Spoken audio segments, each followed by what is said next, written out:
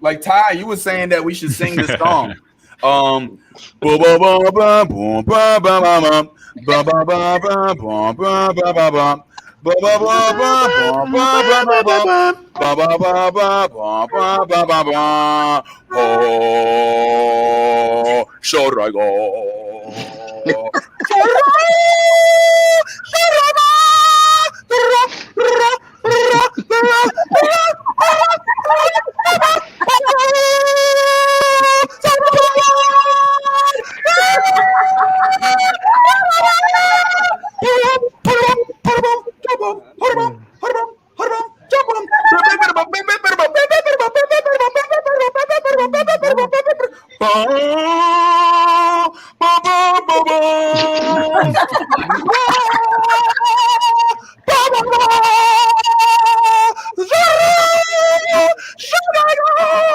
All right. My bad. I had to get that out the way, bro. You know how we do. Ow, it's the new Blerd on that bitch. Happy May the 4th.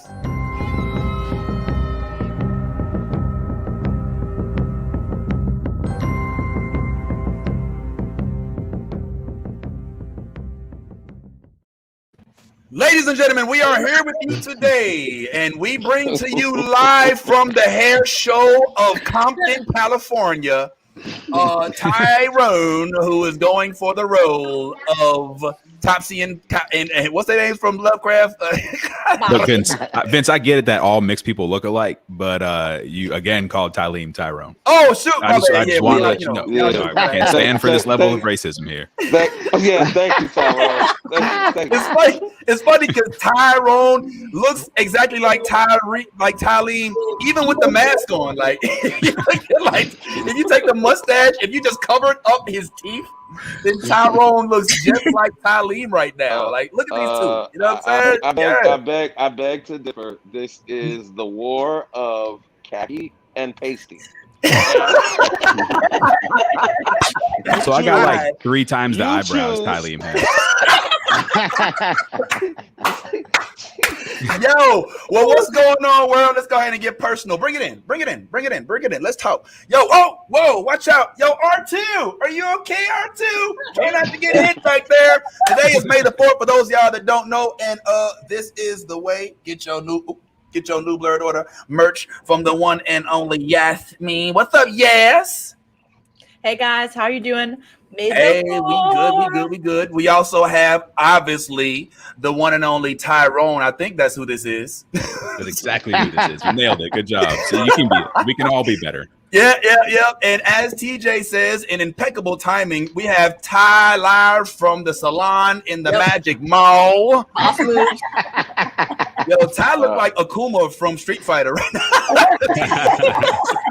now. That's show enough getting his hair done. Show enough. I see him. You glowing, baby. You glowing. King stand in the rhythm of the night. Also have the one and only Mini Baby Grogu. What's going on? How you doing? I'm good. Oh my God, are you really about to smoke? No, I'm Baby good. Yoda. Does he have a baby? Yes, that is not a Baby Yoda bong right there. Is it? Is that what I see? That is a Baby Yoda bowl. That is that a Baby Yoda bowl? So Look I get you. Wait, wow. Yo, that's dope. Hold up. That's dope. That's a rubber bowl. Yeah, that is that's I can't remember what that's called. Silicone. There you go. Silicone. Oh, you can't dope, remember man. the word silicone. That is hilarious. That's how much I hit this right now. I need that in my life. Because normally it's THC, but it's like, how much metachlorians is in this brand of weed we got here, homeboy? So yeah, we got the homie Baby Yoda, who is going to be with us this Thursday. For those y'all that don't know, oh yes sir, live show at the Geek Easy. Yes, you know it, boy. Where black people talk about Star Wars. Yes, we do it. Hallelujah. And if you didn't know, just because there's only 2 of them in the universe doesn't mean that we can't actually talk about it. I mean, actually 3 if you count Lando. Yeah, I mean, we also have in tow along with us the one and only Samantha Ivy. Hi. Yo, y'all don't get it, man. Like, I'm the hugest Samantha Ivy fan. Like, I have all her books, I have all her records, okay? And I'm like just a huge. I'm fanning out. How you been, Sam? Since you finally came back from the big NYC, what's popping with you? I've been hot. It is so hot here. I was only in New York for 7 months, and like I can't handle it. People should only vacation here. How do you live here? How do you do this? Involuntarily, Samantha. This is how we do it. One gator at a time. We also have the one and only Algiers Diamond. Should I call hell? Yeah. Hello, Miss Algiers Diamond. And could you please grant us with an explanation of, or at least give us an idea of where we can find you? So after this, if anybody happens to watch the replay, they can watch you on a daily basis. Hallelujah. Oh, all of my social media, it's Algiers Diamond, just like the name that's on the bottom of the screen. I make it easy for you. Instagram, Facebook, all of that stuff. My show comes on Facebook and replays on YouTube. And that's how you can find me, Algiers. YouTube. Well, thank you. Oh my God, just checking in real quick and making sure he gets the bangs. All right, don't forget the baby hairs.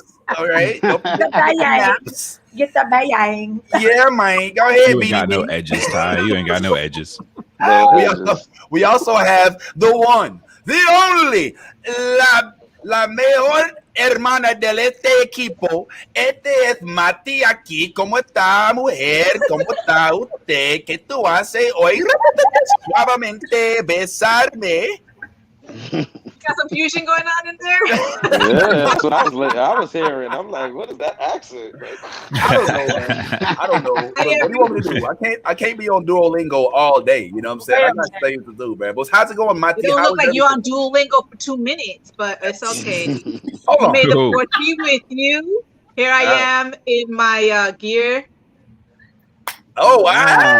Hey, yeah. One time for that. I see you. Hold that up right quick. Let's see. Let's do the comparisons here. Okay, Ben, we've got that.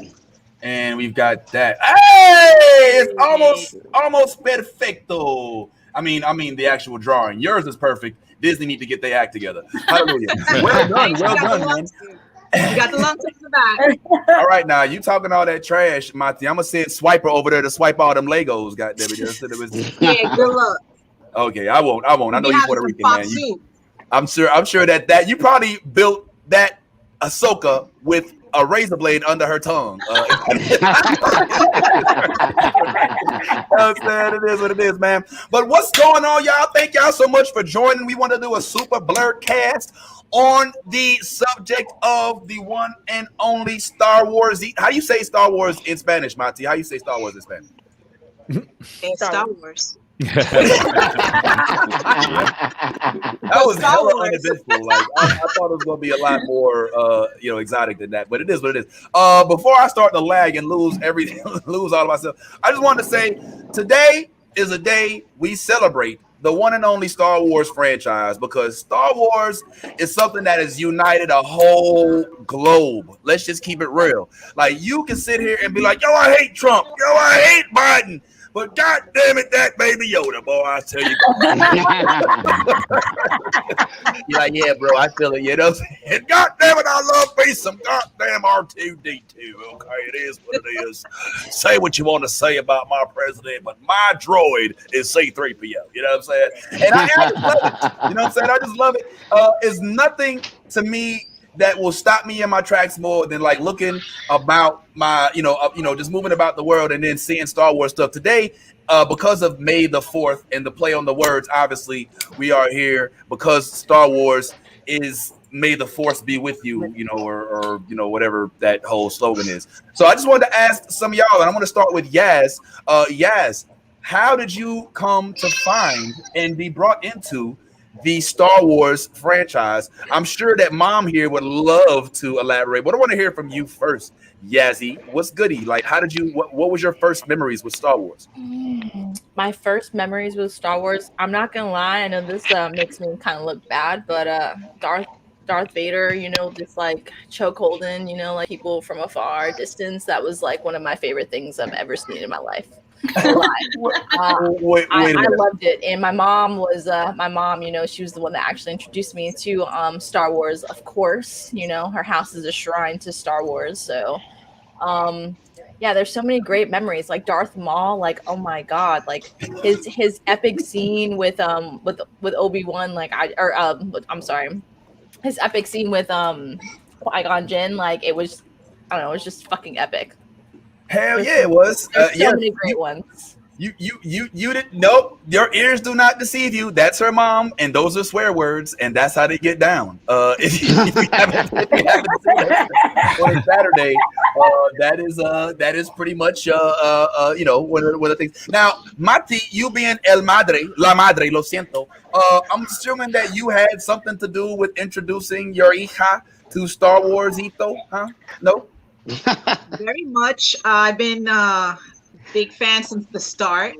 I didn't get to see the first one in the movies with my brother, but from Empire Strikes Back till the Rise of Skywalker, and in the movies for it. Sorry. My bad. Go ahead. Anyway, you were saying from Empire Strikes Back all the way to the Rise of Skywalker. I've seen every single one of them in the theaters, and I, for the most part, didn't have to drag my kids. I treated my kids to that type of culture, that pop culture, and they just loved it as much as I do. So it was just something that was brought on to me from my brother, and I brought it down to my children. So we are a Star Wars family. Big Star Wars. Now, Ty, as you sit and get all pretty, all right, you know what I'm saying? I don't know if you can talk and get your hair put into micro braids at the same time. But if it would please the court, could you tell us, Ty, can you talk? Are you okay? Can you blink twice? Is this happening to you or is this happening for you? I'm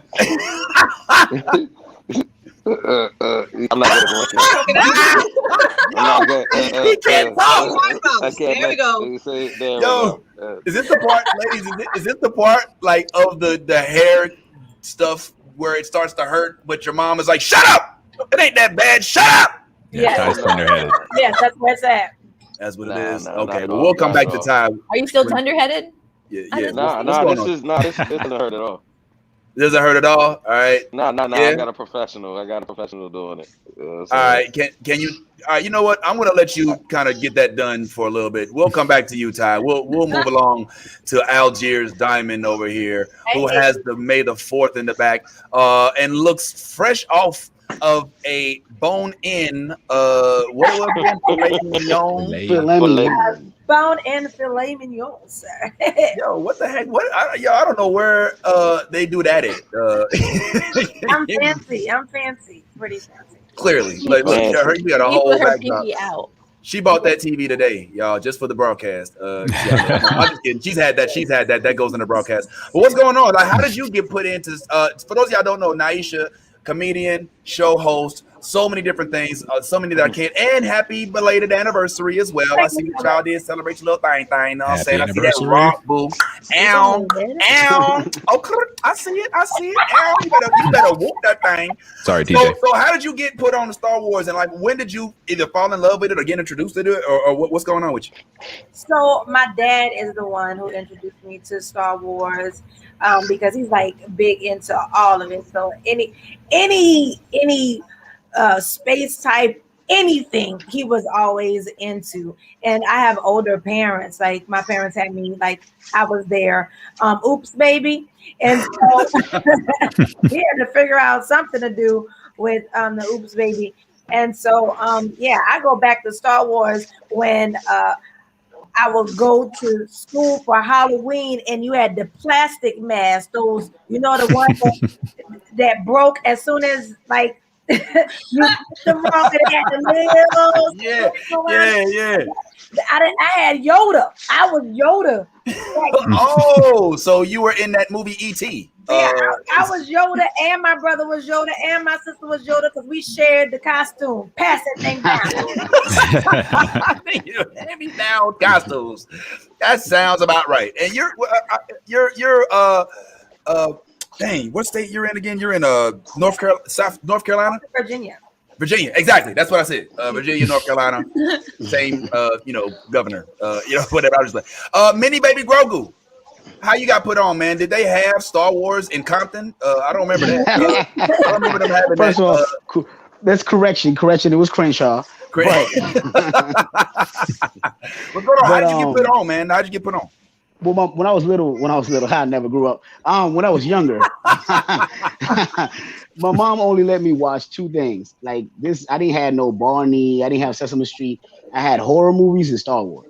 That was it. Wow. Like that literally was it. That's great raising a child. I turned out okay. Never been arrested. I'm good. I was gonna say I love her selection. That's dope. Yeah, and good ones too. At 5 years old, I already watched Poltergeist and everything else.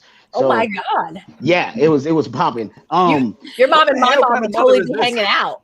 Straight up, and she seen it in 1977. So my mom seen it when it came out. I didn't hear what you said. I'm just saying, like your mom. Who the fuck is your mom? Like my mom is the most gangster Puerto Rican little lady that you ever met in your life. That's the Monty method. Of right, that's what I'm saying. His mom and my mom would be best friends. Like, that's the Monty method. Puerto Rican, what? Like, yeah, I'm noticing a trend like here. horror movies, Star Wars. Like, we were cultivating the children to be part of society as it's accepted. No, you want to know what it is? They're like, if anyone's gonna taint my children, I'm gonna be the first. But I'll give them some good shit to watch too. You know what it was? If anybody was gonna kidnap my kid was gonna be so morbid that they'd be like, "Yo, I don't know what we got here, but you need to take it back because this kid is speaking in tongues and using some freaking laser thing. Send the kid back." Yeah. Well, Mini Baby, like so horror movies and Star Wars. And then I didn't really care for it, to be honest with you, for the first little bit until I saw Yoda. When I saw Yoda for the first time, I hated on him. And my mama stopped me real quick. She was like, "Wait a minute, what you hating on him for?" I'm like, "Man, he ain't nobody. He just be a little teacher or something." She was like, "Nah." And she just schooled me on him real quick, and it was over. I'm like, I ain't never gonna be taller than Yoda. But if you can be a Jedi master, choke it out. You know what I'm talking about? Well, it changed my life. Minnie, oh my god. Yo, that's so real. Let me tell you, like, I ain't gonna lie to you, bro. Since we sitting here and we looking in each other's eyes and we getting to know each other a little better, let me just keep it real, bro. When I before I met you, and you said your name was Minnie, I was like, what the hell name is Minnie? And then I met him and I was like, oh, okay, all right. What up, bro? Everybody gets it when they see me. But the funny thing to me is, like, how do you not know? Because when you see my profile on Facebook, you can see my whole body. You know what I'm saying? Yeah, but maybe. Yeah. We can't really see your legs. Like what you gotta do is like you gotta have like one of those Shaq posters next to you, you know what I'm saying? So we can see that you come up to the bottom of his sock. Stand next to someone tall so that we can see the difference, you know what I'm saying? But like if you take the picture, I could look tall too, you know what I'm saying? Like certain angles, you know, like you know. You see me, I look 6 feet right now. You do, like that's what we were saying. We would never known. Just go to hands, like we would never known. Just go to the theme park. Just go to a theme park. Really be short. Like, who goes to? You say go to the theme park? Yeah, just go to the theme park that's a short man's nightmare. Yeah, stand next to that sign that says if you're not this tall, you can't ride this ride. Hey, let me not hold you up because I know y'all got a show to do. But back in the days, that thing used to be all the way at the end. So now you can get embarrassed in front of everybody because it's at the front, right? But back in the days, you had to do the line and get embarrassed right before you get in. Boy. Well, let me ask you something. I mean, I was going to save this for later, but I know you might have to go a little soon. But now that we have advanced from original OG Yoda to Baby Yoda, aka Grogu, who is 50. Do you have a preference? I mean, I would just assume based on your background that you okay. Yeah. Does that answer your question right there? Does that answer Yeah. You would choose the shortest one of the two, right? Facts. It's exciting. It's exciting to me because I don't know what's gonna happen. Okay, so we don't know much about the Yoda whatever species anyway, right? So you know that there's a female Yoda and there's a male Yoda. So you got that, you got Yaddle, you got Yoda, whatever. But we have no idea how Baby Yoda came about, whose son is he, all that stuff. How is he gonna develop? what is he gonna choose? Is he gonna end up, choosing to be a Jedi? Is he end up choosing to be a Mandalorian? A combination of both. It's just so exciting to me because it's new and it's fresh. So yeah, I'm choosing Baby Yoda all day. Okay, all right. Well, I like Baby Yoda too. I mean, we don't know too much about him. I'm a little nervous about the upcoming seasons because I don't know if they're going to be doing as much content on Baby Yoda or not. But I sure hope that they do, because it seemed like the way it ended. Not to spoil it, but if you haven't seen it, that's your fault. It seemed like the way it ended, they were looking to kind of go into a whole different phenomenon or a whole different storyline that included. It even felt almost as if they were going to pass the Baby Yoda storyline onto the new Luke Skywalker storyline for the new Luke Skywalker series that they're casting. But I want to know, Samantha, like, you are one of the biggest Star Wars fans that I know. Like, if you heard of a Jesus freak, she's a Star Wars freak. So I'm just wondering, like, what put you on? Because I'm gonna keep it real. Like, I know Rach is bae. But I don't think she really. I think she's like into it because you're into it. Oh, but absolutely. She had never seen Star Wars when we met, and I was like, "This is a deal breaker." So,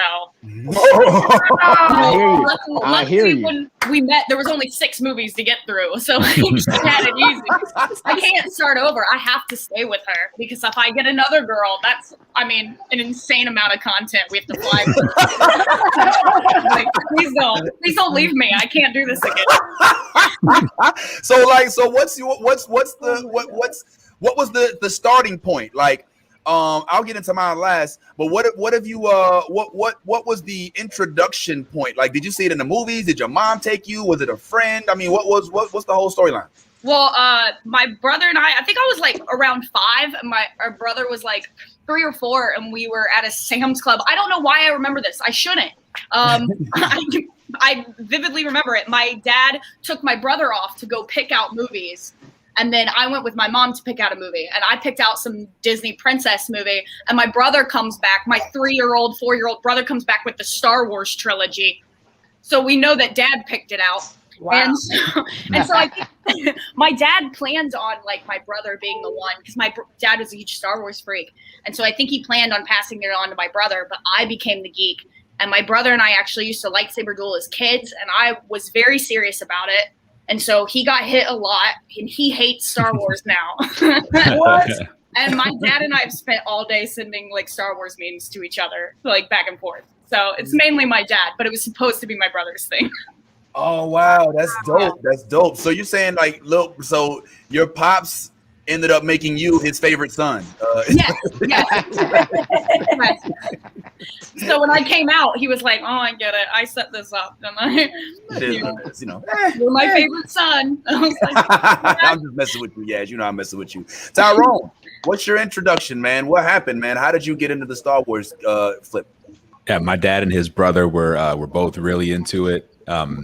And one of my very first memories is of Return of the Jedi. Luke walking in Jabba's palace. It was just something that's like burned into my brain forever. So as long as I've had memories, I've been a Star Wars fan. And it's probably always going to be the case. And I'll pass it down to whatever cat I adopt at some point.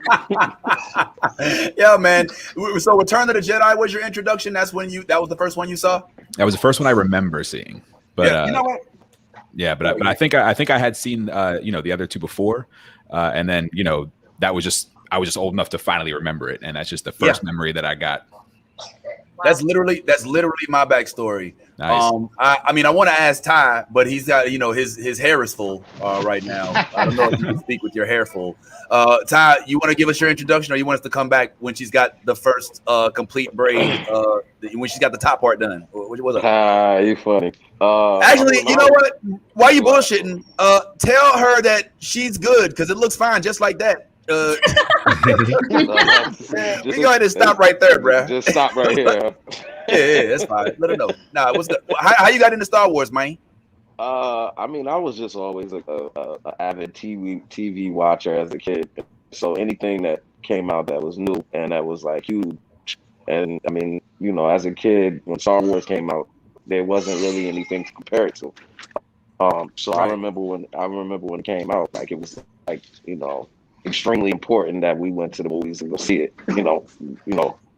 And for somebody who doesn't really like going to movies now, I did at one point. So You know, it was just a huge movie, and you know, I just started watching it as a kid, and then just kind of followed the series as it progressed. So it wasn't like anything epic or anything. I just, you know, it was a good movie. It was huge at the time, and you know, I just enjoyed it. I enjoyed it.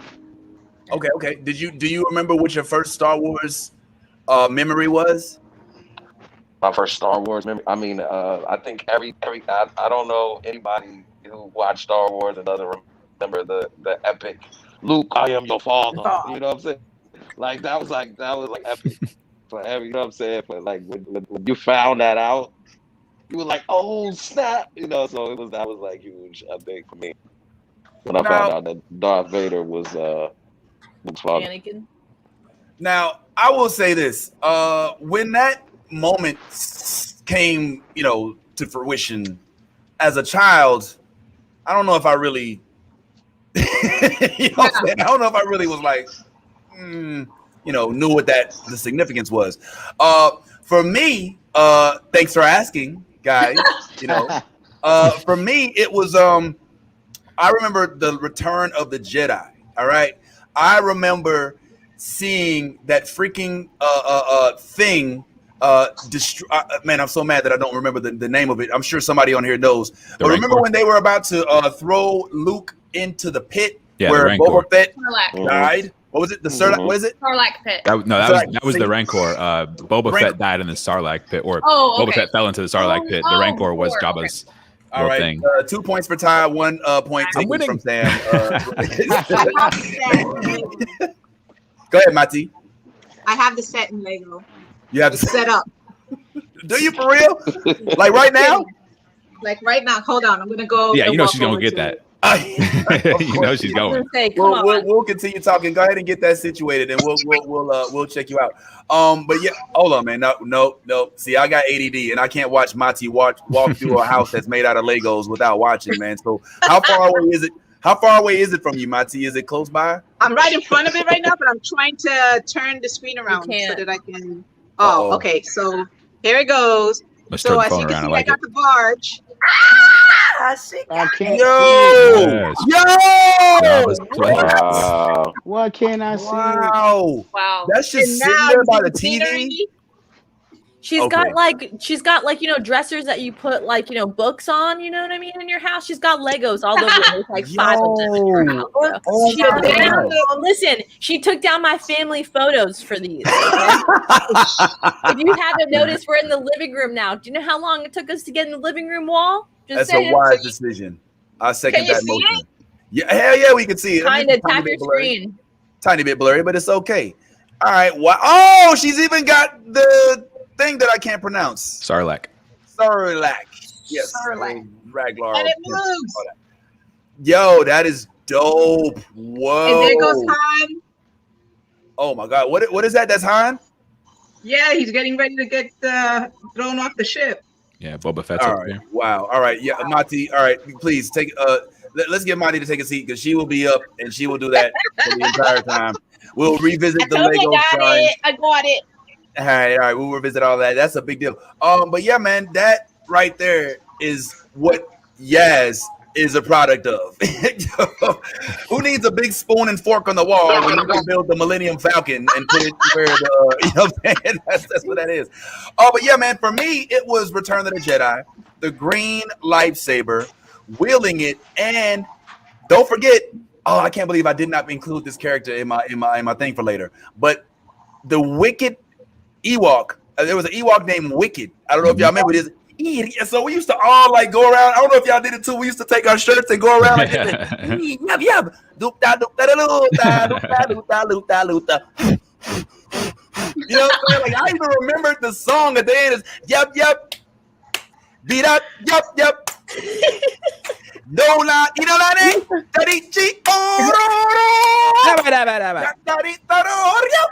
That's what, yo, at my wedding, that's what it was, bro. Like I came down the aisle to that song. Oh my God.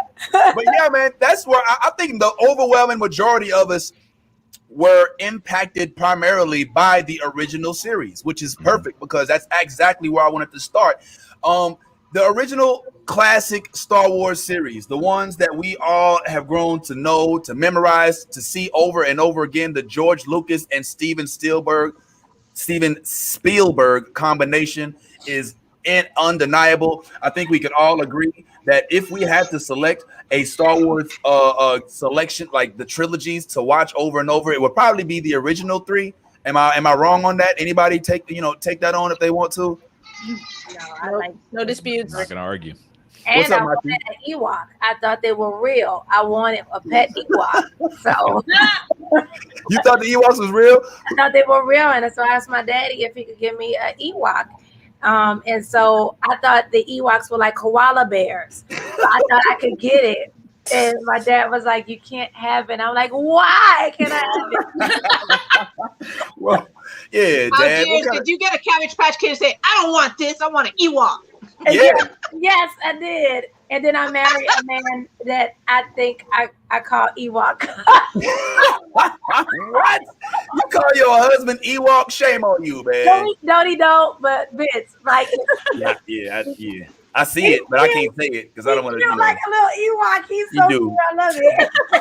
You do. Well done. Yeah. So her husband, Wicked Diamond, is upstairs waiting for her to get done. Listening to this podcast probably right now. Yo, but I mean, for me also, guys, like the whole fact that this was, you got to keep in mind, this came out in 1978, before I was born, before, what do you mean no? What do you mean no?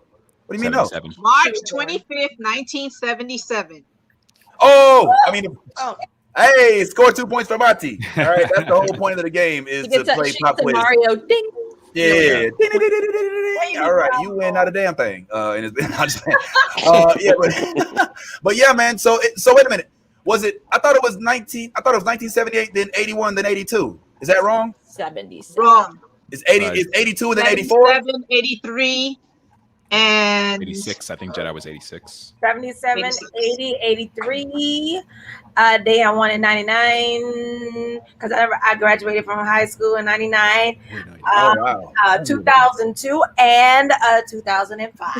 Damn. Okay. All of those puntas to Miss Algiers Diamond. Yes, do that dance. Ow. I see it. Yo, but my point is that it was not in an era where CGI, which wasn't a thing, because none of this was CGI. Like it was all backgrounds, puppets provided by Jim Henson.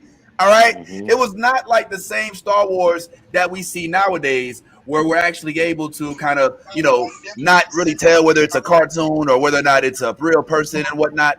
So we fell in love with it before it even got so high tech because of all of the stars, all of the tech, all of the nuance. And one thing that I loved about it, Samantha, is that I thought that it was fascinating. I was telling Tyrone this the other day. I thought it was real fascinating that they took the time to make sure that we knew that, first of all, this was not something that was happening in the future. Right?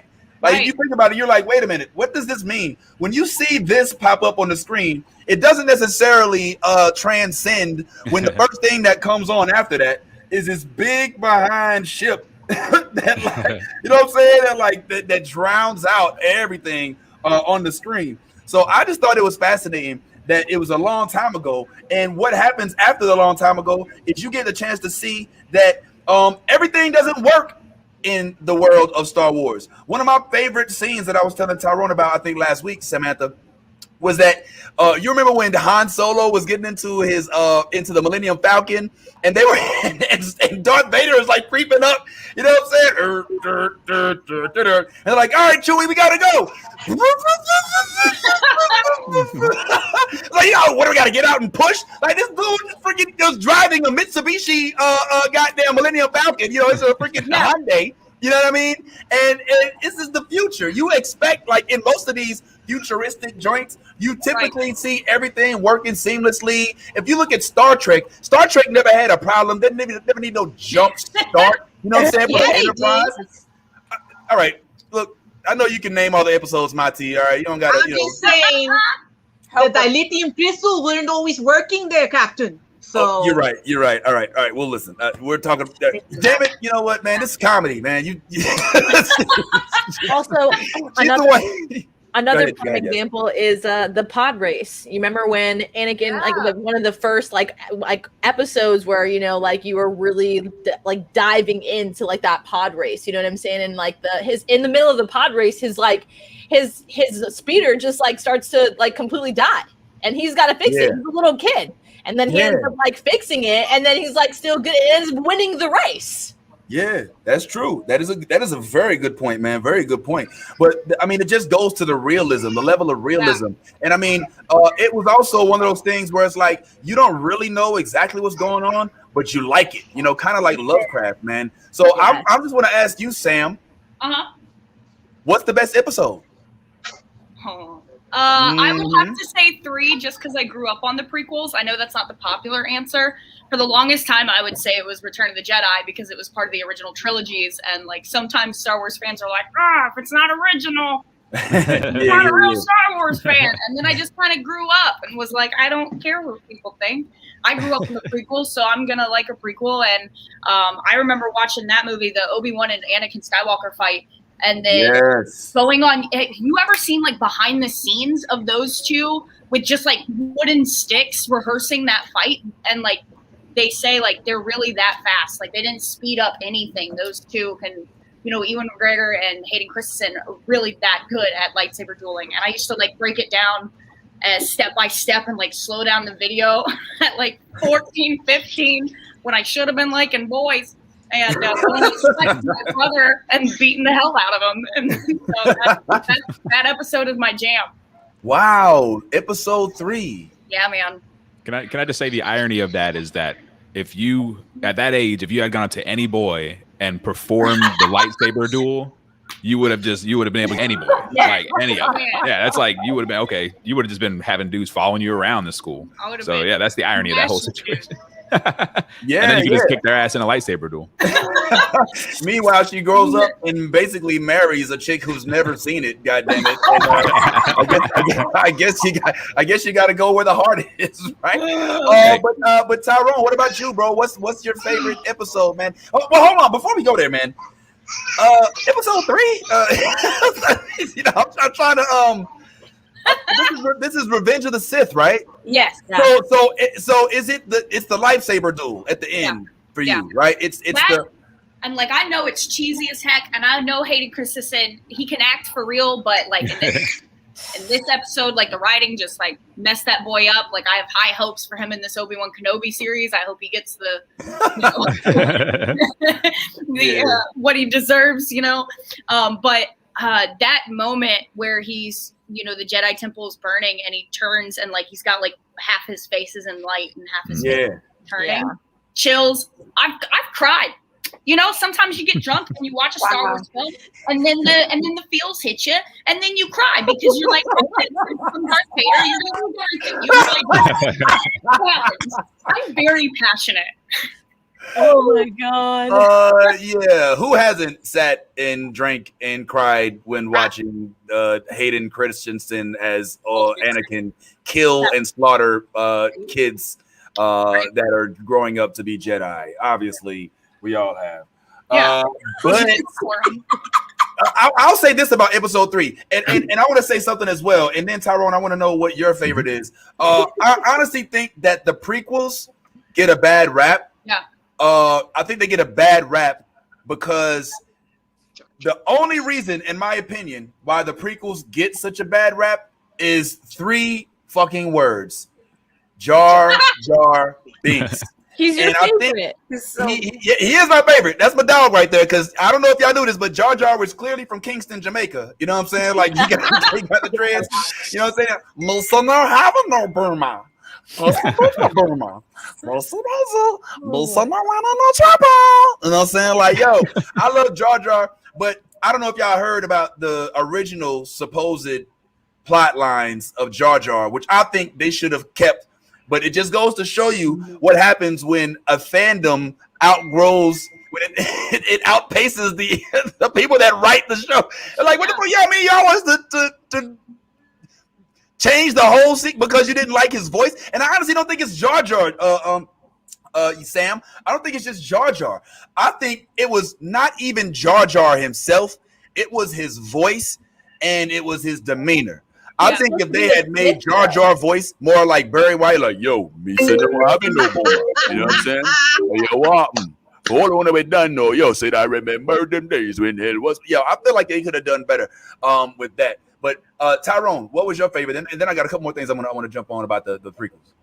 Oh yeah. So my favorite was absolutely Return of the Jedi. It's always just been a thing for me. Specifically, when I was a kid, it captured me because of Ewoks. Yes, like that was like I just couldn't get over Ewoks as a kid. It was too much. I was like, all right, this is where I'm gonna live when I'm an adult. Like I'm gonna get a house in a tree, and I'm like, that was my life. And then as I got older, Luke Skywalker became my dude, and obviously, Return of the Jedi, Luke Skywalker is like one of the best heroes ever. You know what I mean? And this ultimate good overcoming this evil and stuff. It was just a huge inspiration for a little nerdy dorky rule following kid who was like, I'm gonna do the right thing no matter what, that kind of kid. And so Return of the Jedi is my jam. Minnie's back, by the way. I don't know if you Return of the Jedi is my jam. Real quick, a little something about Ewoks. I don't know if y'all knew this, but Ewok, the language is actually mostly based on a Mongolian language that was spoken. George Lucas had this 80-year-old woman record, like he just recorded a conversation with her, and most of the words from Ewokese come from that language. And it's actually Return of the Jedi is sort of one of the only recorded versions of that language. Oh, it's just something. Yeah, thank you, George Lucas. Thank you, Star Wars. Brush your shoulders off real quick. How many points do I get for that? You get points, but you unfortunately were in the negative to start. So I think that brings you up to like -8. You know what I'm saying? Because this is bullshit. I'm out. Too bad your Millennium Falcon won't start. But yeah, man, that makes sense. I'm glad. I actually, spoiler alert. What's up? She's just patting her hair. Okay, I'm sorry. Oh, look at Mati. Mati is a living, walking, breathing version of show and tell. Everybody, you got to make sure. Bring it up to the mic. What is that again? Is that the Millennium Falcon? Ew! Chewie, get this damn thing off the ground. You got it. Yo, look at that, man. Oh man, we might need to trade moms. Yes, yo, Algiers Diamond, Miss Naisha herself. What was your favorite out of all 9 episodes, cinematic wise? I love Empire Strikes Back. What? I love that one only because that's like where I love Princess Leia. I love the love story. The love story between her and her brother. Shut up! No, don't make me feel that way.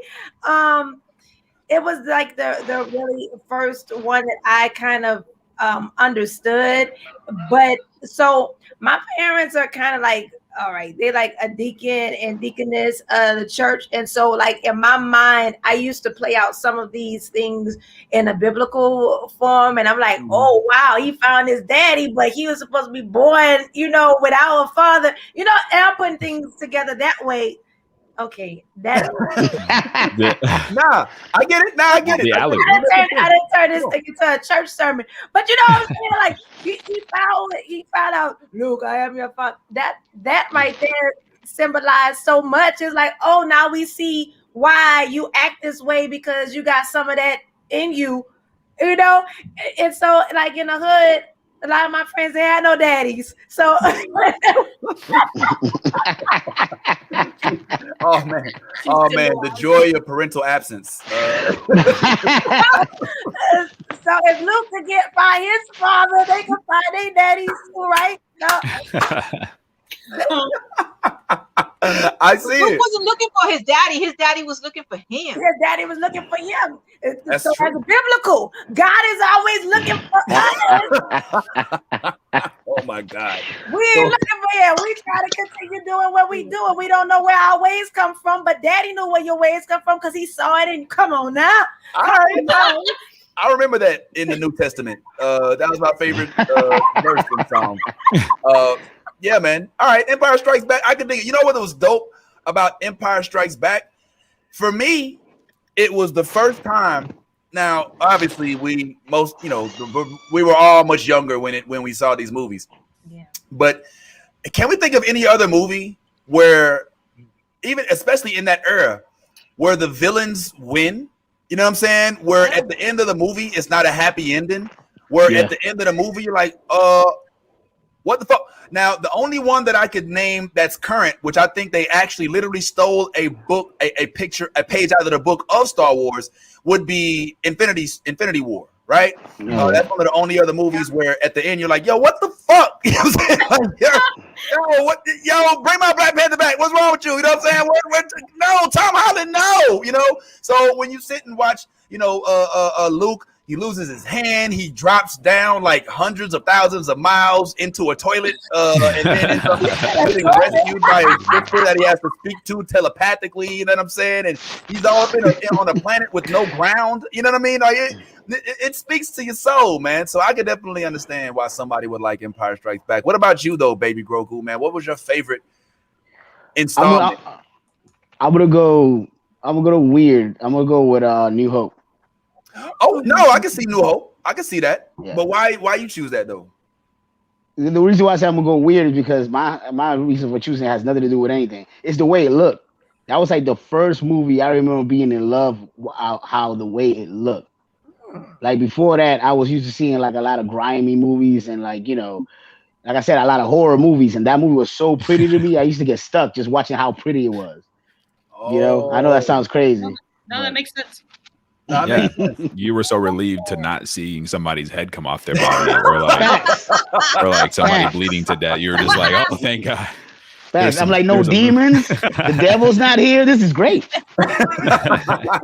Oh my God, this dude grew up in the Rocky Picture Horror Show, and you can see the results. Lifetime anxiety and stunted growth. It's the unfortunate side effect. I want to take Ty off of mute and see if he has something to say. Ty, I muted you because we had a little background noise. But yeah, man, do you have a favorite of the series? You don't have to elaborate. I know she's working on the bangs, but what's your favorite? Bro? Well, to Algiers Diamond's point, my favorite episode was Return of Jesus. Still waiting.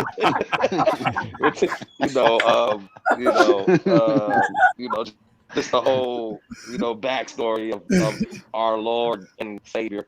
Return of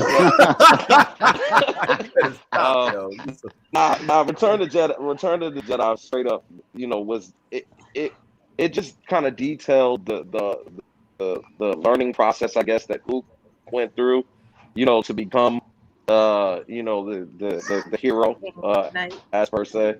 And I mean that's just one of those memorable movies for me as a kid. I watched all of the Star Wars movies, and I know this is probably gonna get me crucified, but I'm not like you guys when it comes to being as versed with Star Wars. I like the movies, but I don't know all the vehicles and all the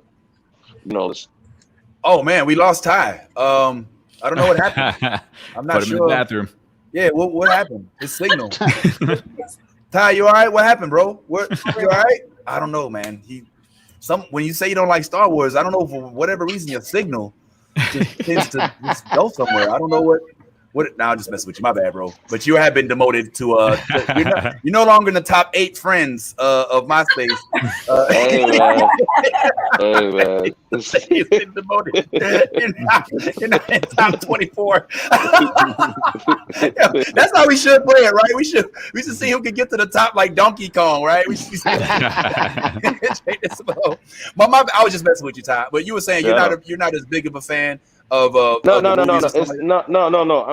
I like the movies, and I think they're great movies. It's just that I'm not as detail oriented when it comes to knowing everything about it. I don't even know what the terminology is of what you call somebody who's in love with Star Wars, but I mean I'm just not that guy. I love movies. I love them, but I'm just not as versed as you guys are with it. But Return of the Jedi for me would definitely be a classic on my list.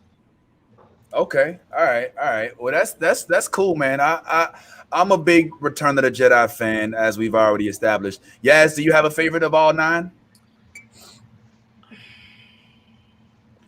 Of all 9, I think the first one is actually my favorite. Wow. You gotta wait. All right, now that is a loaded First question. one chronologically or first Yeah, one? because that seems like an easy way to get out of the question, but we're like, Yes, ma'am. So the Phantom Menace. Yes. okay, there you go. Is the one that I like the most. Only Okay, because I liked how it, I like the way of the introduction of the characters, like Amidala, you know what I'm saying? And like, I liked, learning about her culture, her people, you know what I'm saying?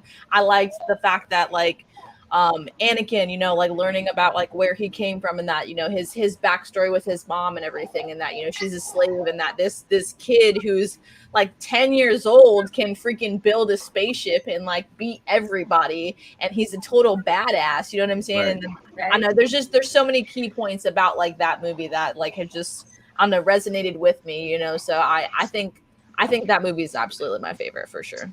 Okay, all right. You know what? One of the unspoken gems, in my opinion, of the original Phantom Menace movie, I cannot remember his name, but it was the slave master of Anakin's mom. Yeah. He said, "Hey, you want to Yes. go Oh my God. This is just man, this little boy. I give you 2 slaves, you give me Pop-Tarts. We call it fair deal. He was like that dude right there didn't get enough. Like, to take Gonzo and turn him into a flying nut. Watto is his name. What was his name, yo? It's Watto. Man. I don't. What was it? Watto. Yeah. Okay, thank you. That's what Yaz is there for. Hey, what's going on? All right, Tyrone's got to work his way back up top. What's going on, Sam? If I may, that is actually Rachel's favorite movie as well out of the 9. She loves episode 1. She doesn't give such a gracious answer as Yaz just did. If you ask her, she'll be like, "Little Annie is so cute," and that's the reason. So it's so refreshing to hear somebody actually give an answer for, the why you like that one. So what's up, Tyrone? I mean, Talim. How y'all look alike. What's up, bro? Yeah, we're gonna get it right. So my question is, are we also adding Mandalorian to this list of? Yeah, man. If you read the email that was sent out, I didn't notice that there was like a whole. Yeah, and that's the non-reading has consequences, my friend, and as a result, you're unaware of the itinerary. So I would recommend that you pick up your phone and read that email, like everybody else did. I didn't read either. Oh. Well, shit. I didn't get the email. Put her on the bottom. I looked at the email. Didn't mean I read the email. You know how like when you go to the store and like you see a sign on there and it's like, oh, okay, yeah, I read it. Yeah. Right. Yaz is going to end up owing her firstborn children to Apple because she's not going to read the entire agreement, which is the very I'll last read it, in due time after I accept. Yo, Monty, you have a favorite one? A favorite episode? It would be Empire Strikes Back. Same reasons about the romance between Han Solo and Princess Leia. Oh, And when they froze him, I was like, "Why my guy? Why? They like have so many people. Why gotta be my man though?" Come on. Hold on, wait. You said froze. You said froze him. Yes. Oh. When I he sound got like you said frozen. blows him. I was like, I don't think you saw the right Star Wars.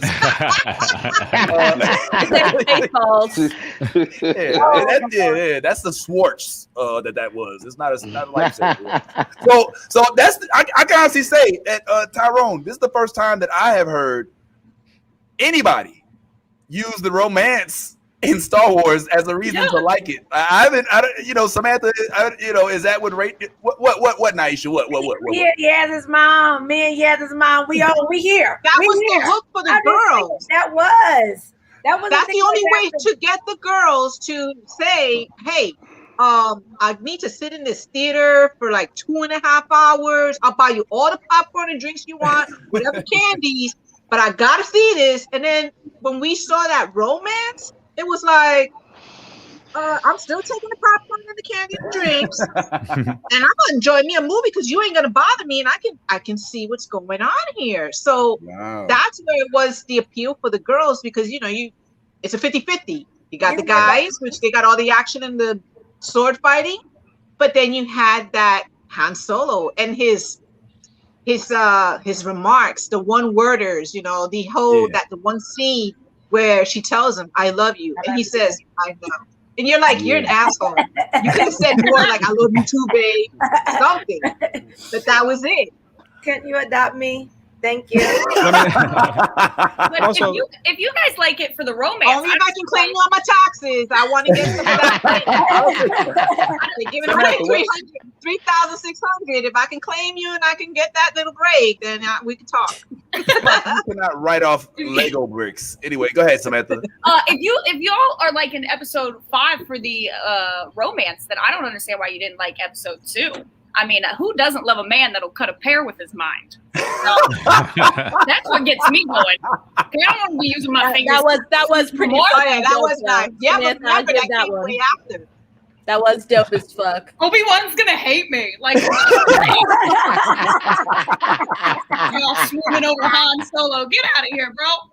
All right, this is my fruit cutting. Okay, so episode 2 went into the cougar thing. Episode 2 broke into that cougar thing. Because remember, we're gonna get into that. We're definitely getting into that. Hold up. Okay. Can we really break into that just because she didn't really look like she was as old as she was? Right. Yeah. It didn't have. I don't look like I'm your mom, but still, hey. Nah, get the if fuck he's out. legal. Nah, bro. Nah, she picked up that kid from La Petite Academy. And she's freaking like completely baby snatching. And He was like his high school teacher. He got knocked up. Yeah, you're right. Yeah, maybe that was the gateway of why that stuff started happening when it did.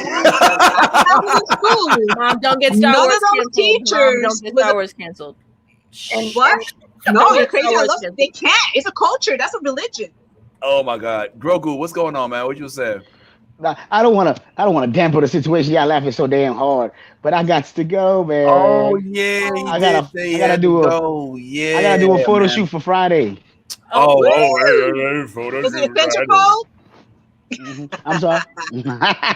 No, that one comes out next week. It's gonna be on Shorts and Things. But his centerfold is still one page though, even if he's laying exactly. down. It's actually half a page. It is me laying down.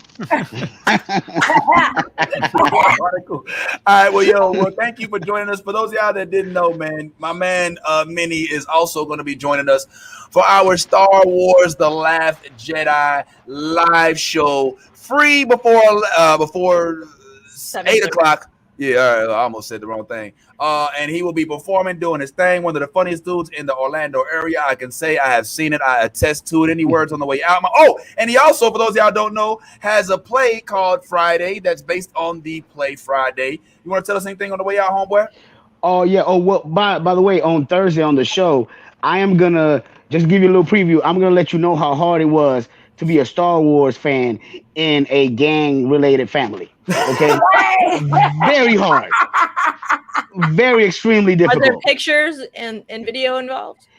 I do not have my my little clicker with me, but I will definitely paint a picture that you're gonna be able to see it. But I definitely I got lightsabers and green lightsabers. Yeah. I'm saying, you feel me? You feel me? Red lightsaber up in here? Hey, yo, cuz, is that lightsaber red up in here, cuz? You getting the point? You a trooper? You a Jedi? I'm telling you, it was banging all over the house. Okay. We do blue sabers around here, cuz. But yeah, I love you guys. Thank you for having me. Like he said, I am on a theater version of the movie Friday. The play is called Friday Live on Stage. It's gonna be May 15th, 7 p.m. in Dream City, Orlando. That's the only reason why I got a jet. Otherwise, I'll stay with y'all. Trust me, this is the most fun I've had all week. And don't tell that to my kids because they probably gonna hate that. I did not have fun with you at all, little kid. All right, but yeah. So please, Eventbrite has the tickets. Go there. Come see us on Thursday. You see we're knowledgeable about this thing, so we taking this thing serious, and we just gonna bring the fun to you real quick. My man. All right, y'all. Hey, let's go ahead, man. Thank you, Mini Grogu, for joining us, my friend, man. Big deal. Now go somewhere and get beat up by the wrong lightsaber gang. That's the man, yo, Mini, yo. See you later, bro. Thank you so much for joining us today. We still got a lot of us here, man, and I'm still wondering if anybody. Wait, I think we got everybody's favorites already. But now that we've done that, can we kind of break down some of the crazy stuff that went on in these first few series? And yeah, as you happen to touch on what I wanted to talk about, which was the fact that there was a lot of crazy things, especially as it pertains to romance, if that's what you want to call it, that happened in this whole Star Wars movie. All right, let's just look at it. In the very first release in 1977, a dude kisses his sister in the mouth and brags about it. Yes, that was the very first one. Well, we didn't know it was his sister though. Right. And to be it was correct, like some the Joe girl Dirt who type kissed shit. the boy. Leia was the one who laid that smacker on Luke to get Hans jealous. So it wasn't him kissing her. He was just like, whoa. Either which way, it was some Joe Dirt type shit. Well, it was definitely a way to completely throw us a misdirection, right? Like we wouldn't have known, or we wouldn't have had the wherewithal to put together the fact that they would have been related by the very end of it. And so, in my opinion, if we're looking at, by the way, my favorite is Return of the Jedi, as I said already. And the thing about it is, I think that the first three were the most well written, the most synchronous of all of them. They didn't leave too many questions unanswered.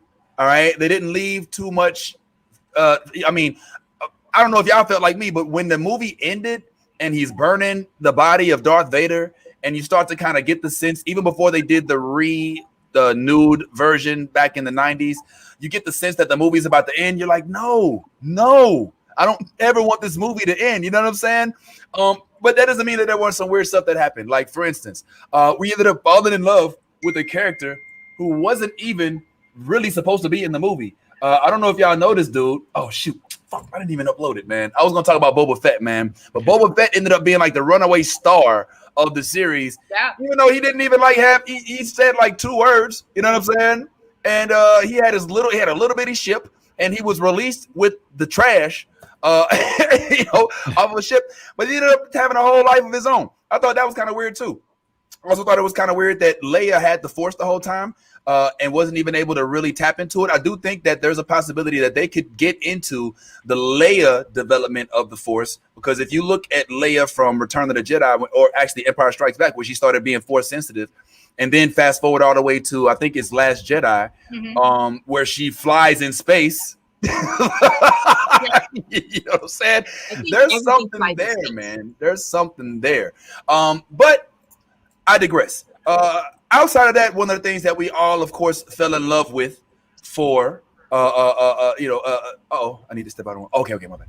One of the things that we should definitely talk about is the fact that in this Star Wars movie that we love so much, we fell in love with not just the plot and with not just the cinematic views, but also the characters. I think that the characters themselves are something that most of us had never, ever been exposed to, if I'm not mistaken. We can just start going down the line with some of the main characters that we actually did encounter just based off the first one. Let me go ahead and look over here at my hand in the computer thing. Let's start with the one, and obviously there was a whole host of them. All right, we can sit here and pick and choose which ones are more worthy, which ones are more are doper than all the rest. But I like the picture we chose for Carrie Fisher. That's great. Yeah. Whoa. If you like that one, you're gonna love this one. Okay. All right, yeah, no, yep. We are fully chauvinist. I don't have any pictures of any males like this. So just keeping it 100 with y'all. Not just playing. But that's who I was to talk about. I was going to talk about Leia, and Leia and the dynamics of Leia. I mean, because Leia actually was a very complex character. Here you have a chick who is standing up to what she ends up learning is her father in the very first scene. She's like powerful. She exudes strength as a woman, even though she needed to be rescued. And I think that was something, Samantha, that was very, for me, rewarding to watch, but also a first in movies like this. What about you? Were you a big Leia fan? I actually, as a kid, I was not. Like, as a kid, I guess I just didn't really appreciate what she actually stood for. I don't know if that's because I was raised by a single mom, so I was, I don't know. Like, I didn't really need something in media to tell me that women were strong. Like, I already knew that. So I guess right. Click. Like, I really liked Luke. That was my shit for a while. But as I grew up and I got older, I just finished reading Carrie Fisher's novel, Princess Diarist. Oh, wow. And it's hilarious. Not hilarious. It's awful because she was so young. But she played a character that was strong. And she even says, like, that she modeled herself after this character because she was so insecure, even as playing Leia. And that's just, it's kind of neat that like Carrie Fisher ended up becoming such a strong person in reality because of Leia. And then also other women have claimed that the same thing has happened to them through the character. So I think Leia is now my favorite. Wow. Okay. All right. Important figure, not only for Star Wars, but for women in general. Okay. All right. I like Leia. I mean, I'm not going to lie. This was where I think I liked her the most. As a child, I was like, whoa, like, what is that? It was her slippers, wasn't it? Her. How'd you know? Yes, I am a foot guy, especially when the shoes look like they should have been on Zelda. Right? It's like she's a freaking. But nah, man, I never will forget. Because this was Return of the Jedi. When I walked in. Hey, Vince, real quick, I'm sorry. We're losing Algiers. Just wanted to let you know. You got to go. Oh, yeah. We're losing Algiers Diamond. Just want to let you know. Up, man. Yeah.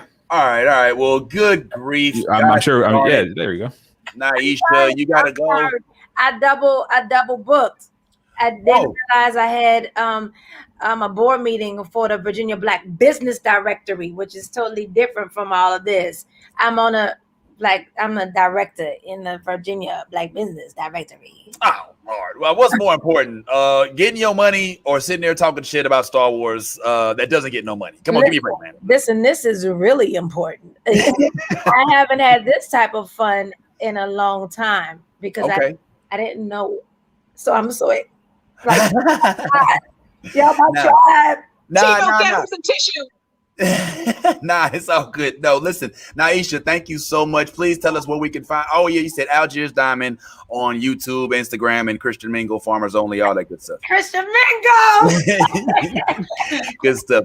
Well, make sure y'all check out Algiers Diamond on a morning to morning every day, if I'm not mistaken, Monday through Friday, right? Yes, Monday through Friday. So maybe if you get a chance, you'll join us maybe on the weekend one of these days. I'm gonna join you on Saturday. Got a booked, and you got that on tape because this is being recorded. So if you don't show up, we will sue your ass. And I know the dude that was the lawyer for George Floyd. So don't think you're going to get away from it. Anyway, all right, man. Thank you so much. Bye. Yeah, bye. Yes. Bye, Algiers. Good to meet you. My new mommy. And bye. Getting this hair done. Yeah. All right. I stop away. Go. I should just keep her here. I should make her log off and make it awkward. Like, just keep it like this. I'm just playing. All right. We were talking about Princess Leia. Okay. And Princess Leia, like we said, is a really strong embodiment of women when it comes to Star Wars. And one of the things that Star Wars did was it redefined roles as well. Like, here we have a guy in Luke Skywalker, right? Who, let's just be honest, is not your picturesque model of what the original action star looks like, right? We're in an era where Rocky is also out, where Commando and movies like Alien are coming out, which it was also is controversial as well with Sigourney Weaver. But here comes this little bitty boy named Luke Skywalker with his helmet hair, and I mean, we don't really know what to make of him at first, and he struggles a little bit too, like not just with learning about the Force and how to wield it, but whether or not he's even supposed to do things that he's being taught. Let's not forget, in Empire Strike Back, he defied Yoda. Said, nah, bruh, I gotta go get my homeboy and them. Mhm. Yeah, but Luke, you must not leave the training. The training, Luke. The training. Well, then Han and Leia will die. Well, yes, there's a sacrifice you must make. Like, yo, fuck you. You know what I'm saying? I'm gonna go get my boy. You know what I'm saying? So this was an instance in which we learned that there was something different here. Tyrone, I don't know if Luke struck you as somebody who was, I don't know, different in that way, or if that just was, if you didn't catch that, but what you think about Luke Skywalker, bro? Well, it was, yeah, I feel the way you felt, especially because he doesn't look like that guy, just what you were touching on earlier, he doesn't look like that big heroic guy. So, right. A lot of the ways, it's a lot of those same ways that Peter Parker became sort of like that hero for, the dork or the nerd or whatever. Luke Skywalker was that for a lot of people. Yeah. And the choices that he makes, even though he's being told to do one thing, but he gets pulled this other way because it's the people that he cares about and stuff. It's those kind of things that that put him in that kind of almost idealistically heroic level that is almost unattainable. But you're just like, man, if I could be like that, one of those kind of things. So yeah. So yeah, Luke played that role for me. Early on in my life, it was kind of like it was like that. And X-Men was like, gave me my my moral compass. I mean, my parents did too, kind of, but they were like, they were busy feeding me and working and stuff. All that stupid feeding and working stuff. Yeah. Well, let me ask you this, and anybody, feel free to chime in. After seeing the season finale of The Mandalorian season 2, are we ready to accept a Luke TV show? And if so, are we ready to possibly accept Sebastian Stan as a plausible substitute or a new recasting for a Luke Skywalker? What say you, Yaz? Hell yes. Yeah, hell yes. I'm about that life. Anything Sebastian Stan, I'm like, let's watch it. Yeah. Okay. Tylene, Mr. Bad Ty, I know you're a huge Sebastian Stan fan. What you think that Sebastian can pull off a Luke Skywalker, homeboy?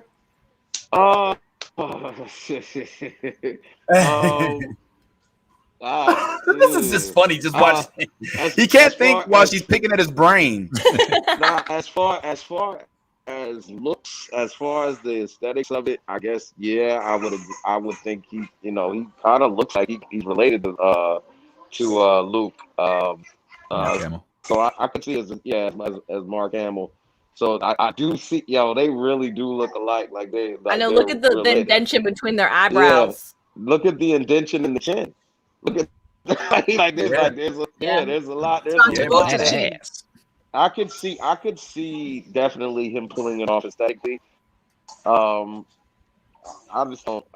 don't know about his acting. I like again, you know what I'm saying? But I think aesthetically, yeah. What are you doing here? Why is Ty on? What is his purpose right now? Like, what he doesn't know anything about this. We need to take his Blerd credit away. You know what I'm saying? Like, Blerd,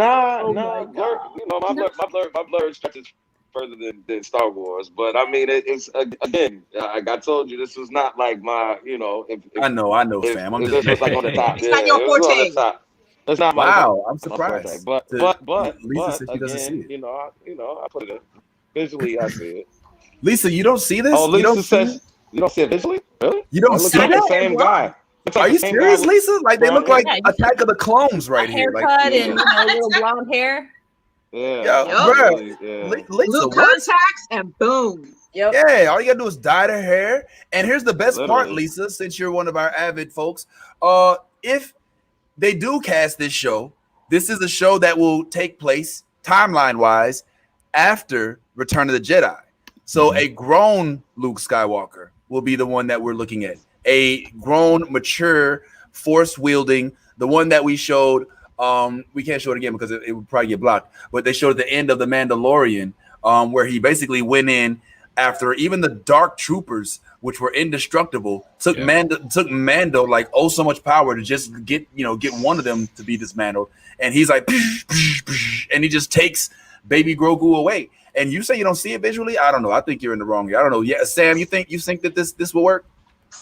Well, if Solo taught me anything, it's that as long as the actor, I mean, if you sign up to play Luke Skywalker, you're not going to half-ass it. And that's what's so beautiful about stuff they're putting out now. Like Mandalorian was, I mean, honestly, almost perfect.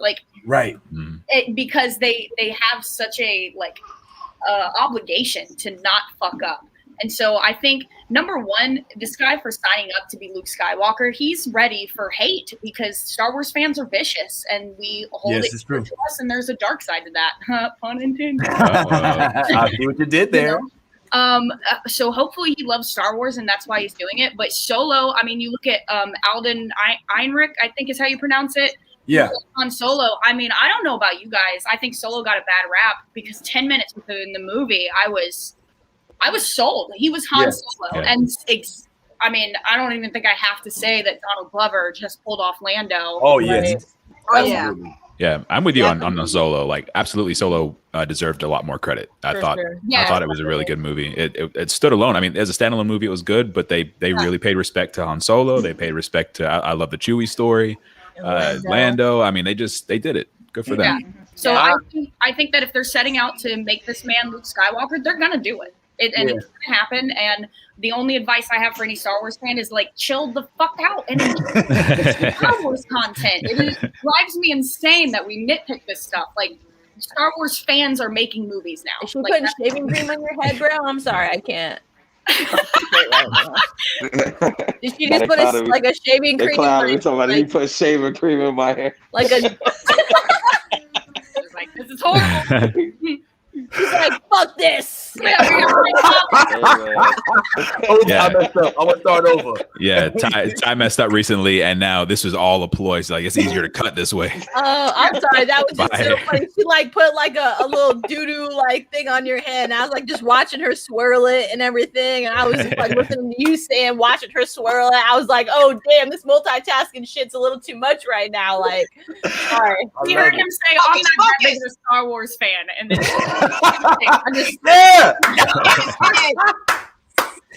So you're not a Star Wars fan? All right, let's go ahead and with the top here.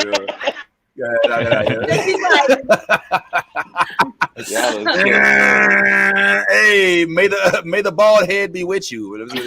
Well, I have to say, as it pertains to Solo, I liked the movie. I didn't love the movie, and the only reason I didn't love it, frankly, is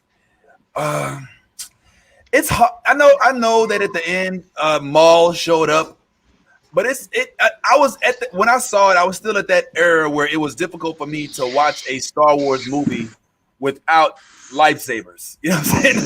Like Rogue One was hard. It was in retrospect, after watching it in the theater and waiting for the lightsaber scenes, I was disappointed. But after watching it again, I honestly think that Rogue One, I mean, it's not included in the 1 to 9 cinematic sequels that I talked with y'all about.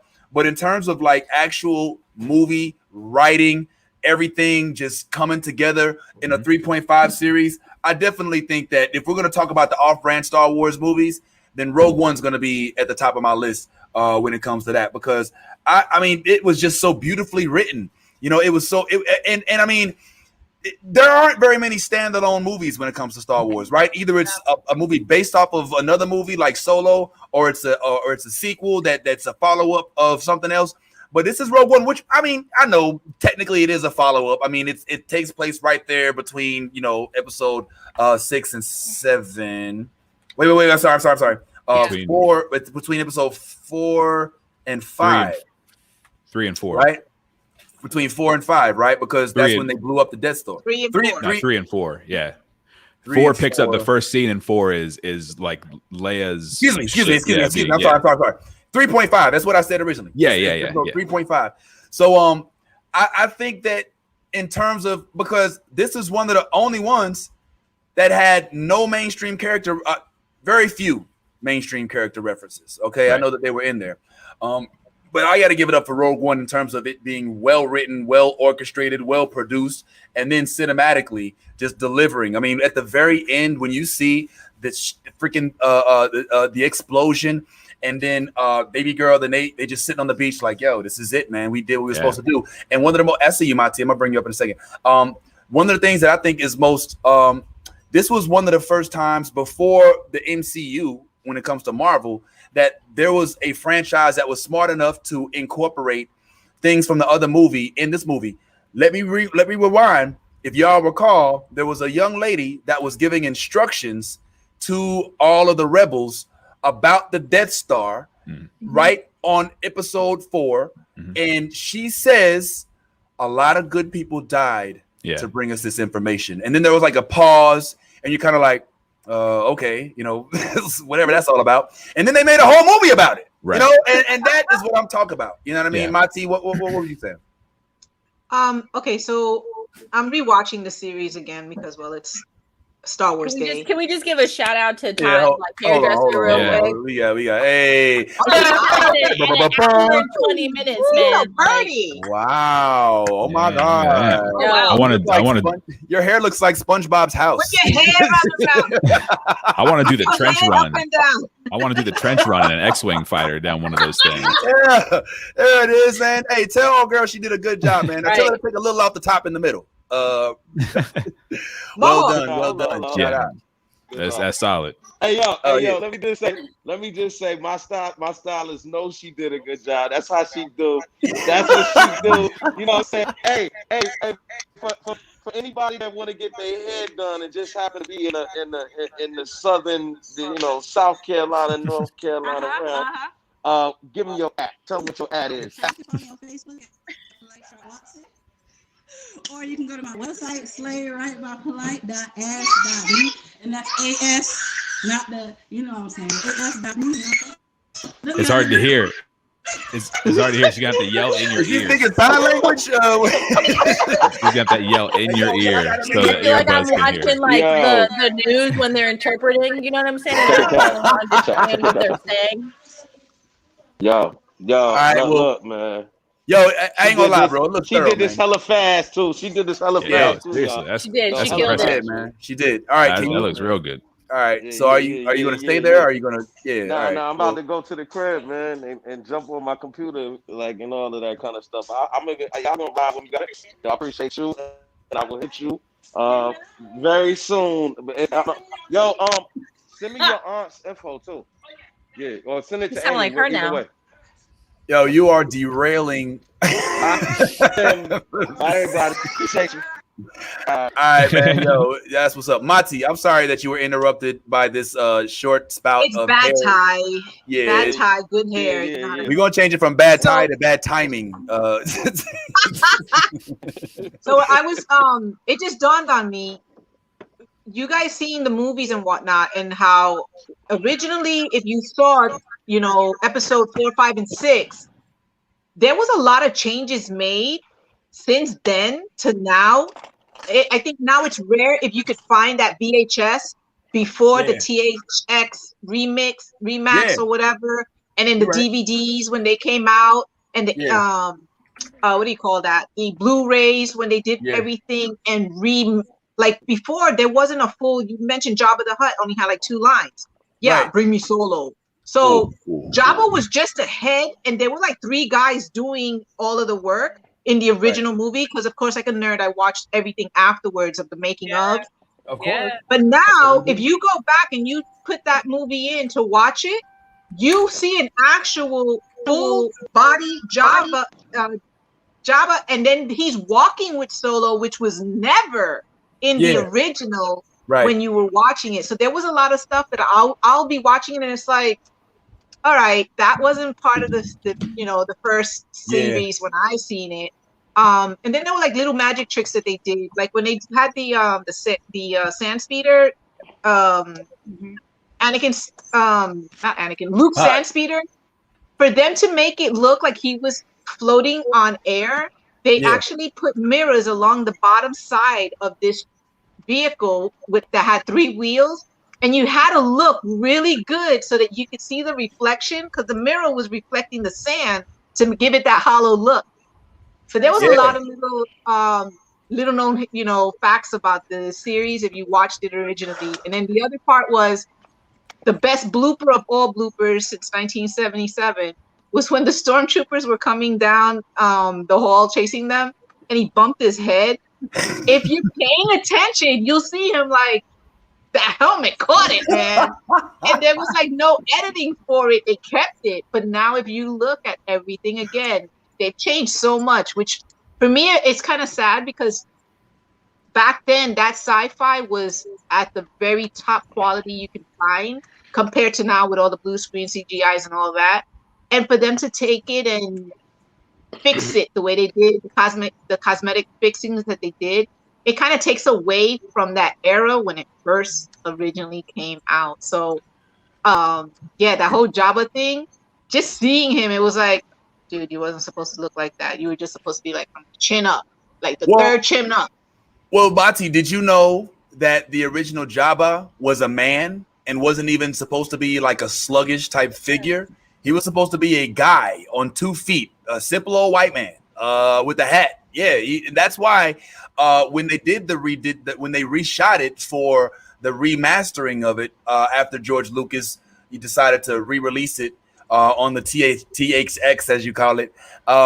He actually had that scene where he went where Han Solo goes behind him and like steps on his tail, and he's like, "Aah!" Like they couldn't figure out. They had to cut that part out of the original because they couldn't figure out how to make him walk behind him.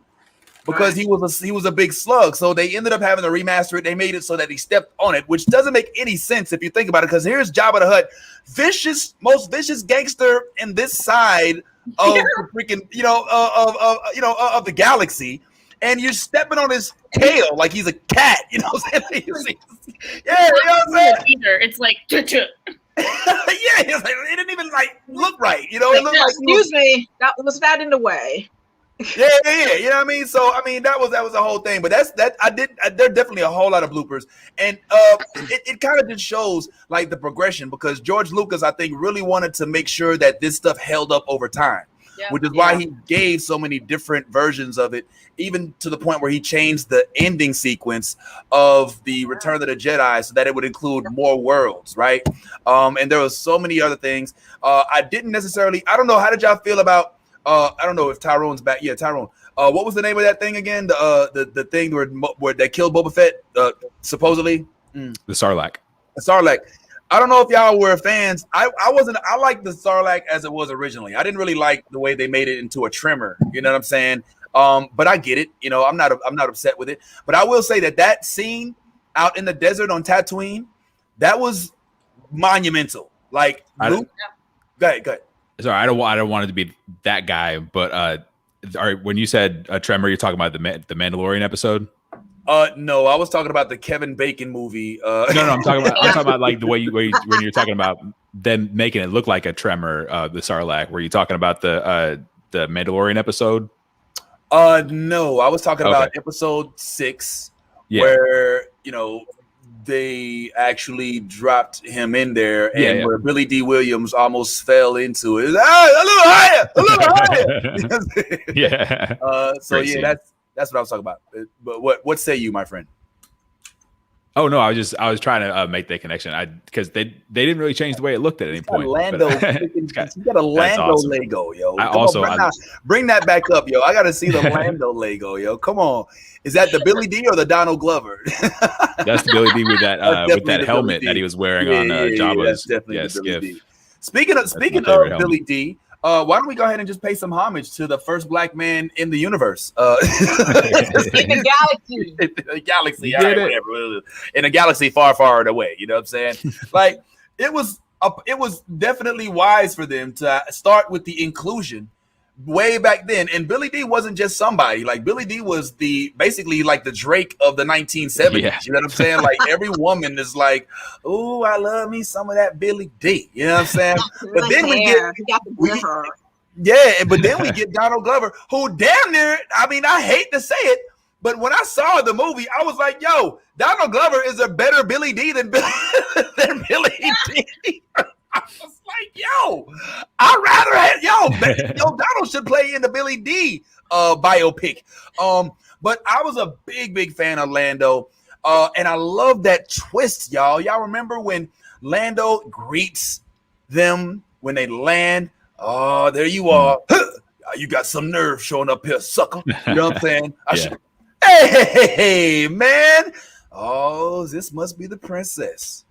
How you doing there, princess? Like, hey, man, get the fuck. You know what I'm saying? If you don't take your long dick ass, where the fuck, why my girl the shit? You know what I'm saying? So I love how we got the misdirection in that film, in that scene, in that sequence where we thought, here's the guy that's our friend. And then we're like, oh, he's an asshole. Then we're like, oh, well, maybe he's not that much of an asshole. It's like, oh, damn, okay, they forced him to like there's a huge evolution with Lando Calrissian's character that happens all within like 30-45 minutes of the movie, where you go from like, I love this dude to, yo, how dare you, to, oh man, that's messed up. You know, remember when Chewie remember when Chewie oh, I'm trying to help you. Well, that was what you trying to say, Chewie. What do you mean? Let him go, Chewie. Oh, you know, like that's epic, man. You gotta love that, Sam. I know you're a fan of the prequels, but what say you? I mean, since you did like Solo, evidently you clearly like Lando, right? Oh, absolutely. Yeah. I mean, I think honestly, in addition to just being cool as hell, it's definitely the cape for me. It's like, this dude's walking around in a cape, man. And I mean, he has no superpowers. You know, he can't fly. He can't fight. He lost his plane to a freaking gambling game. Yeah, I mean, and still, but he's a good pilot. I mean, he's a great pilot. I even like his little sidekick. That was pretty cool. But yeah, man, we're going through these characters pretty quick, man. I mean, I'm just going to throw some up here, guys. Just say the first words coming to mind. Obviously, we're all fans of the original Legend. H Solo. Big deal. I love the original Chewie. Ride or die. Ride or die. For a second, Bad Tie was looking like Chewie. Don't insult Chewie like that. Damn. I threw shade, but Mom was like, "I'm savage." All right. Well, I bet Chewie could rock some box braids though. Yeah, probably so. Yeah, Chewie should go see the same chick he just left her house or home, whatever it is.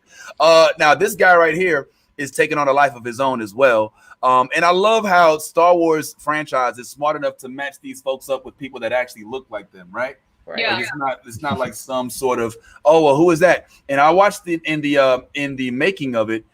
They were talking about how they were very, very careful about selecting who this was, and they had to not only pick somebody who looked like him, but who embodied him to an extent. There's even some. I think I have a little bit of that exchange right here, where he's talking about what happened behind the scenes for the Obi-Wan. Well, actually, when Obi-Wan started to become Obi-Wan Kenobi, and we found out something interesting about the family bloodline as it pertains to Obi. Was in it.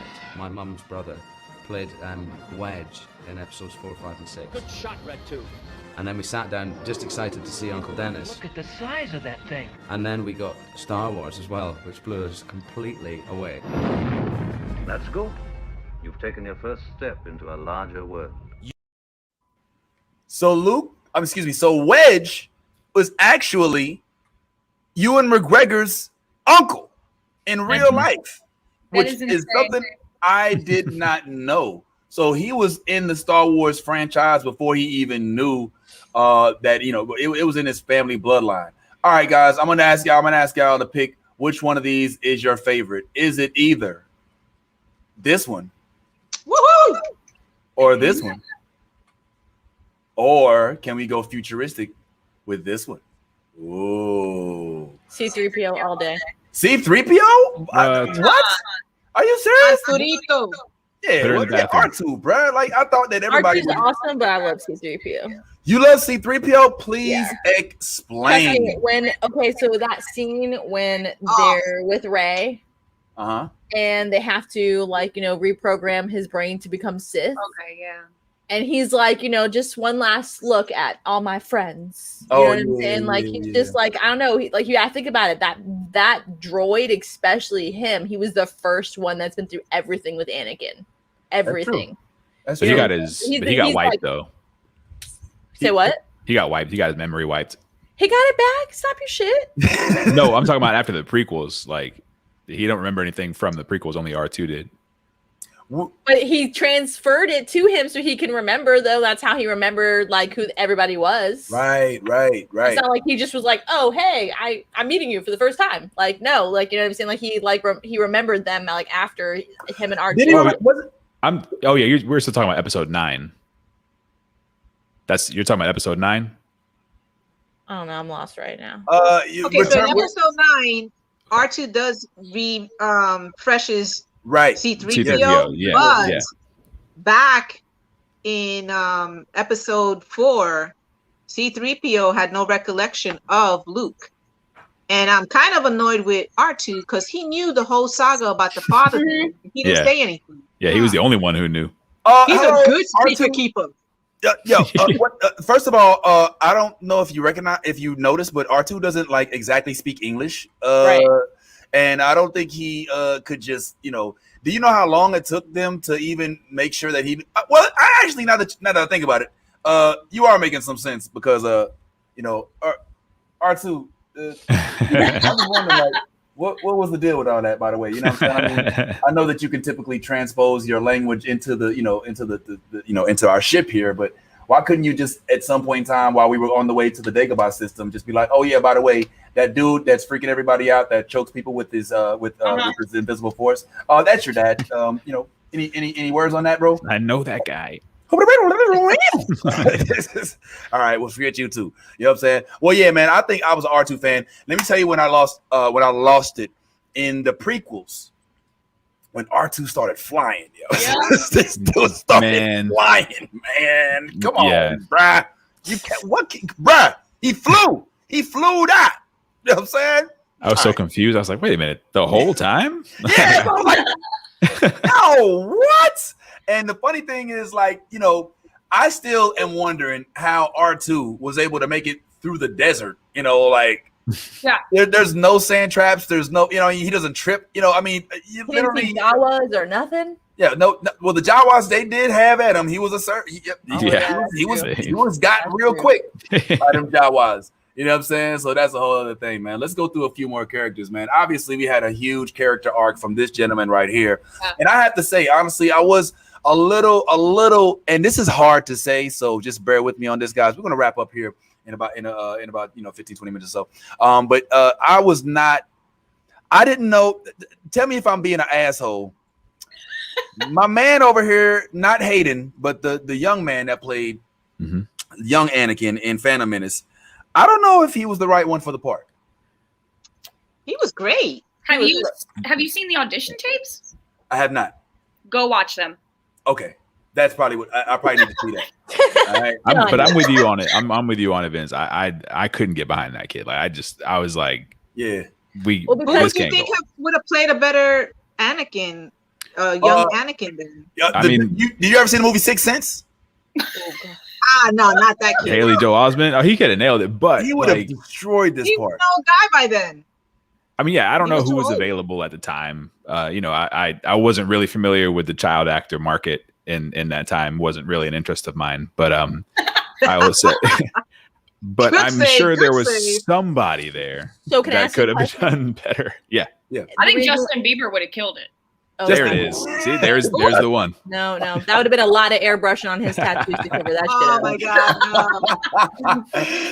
god! So when his mom gets left on Tatooine, he comes back as a grown man. Like, is it too late now to say sorry? Oh my god, so bad.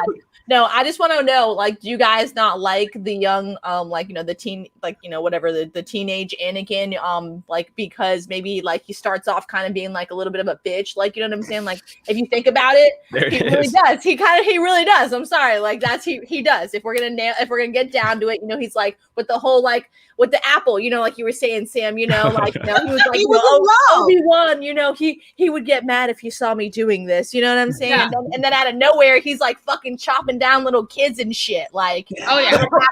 He got So- named. like so it's what official. happened, bro? This dude like literally like he went postal. That's what the fuck happened. So He it's really official. Got In a, some. I'm sorry, in a surprise move, teenage Christian Haydenson he has the motto as bitch of the week. Brought to- It's so funny because he really acts like he has the worst life, and then turned around and gave his children Right. Like, it was like, my life was Yeah. terrible, but let me blow up my daughter's account. We'll be fine. turns out the whole time he was just mad because he hated sand. He was just like, why did I have to live in the sand place of all the places? Like, that's why he was so pissed off. Like I was raised in the desert. I don't want the fucking sand in my crotch anymore. Sand everywhere. I have so many pockets. That kind of stuff. Check it out. Well, I all lost right. his Well, arm for this. let's That's some legs. let's kind of fast track. Oh my God, is you okay? Good timing. I think she's.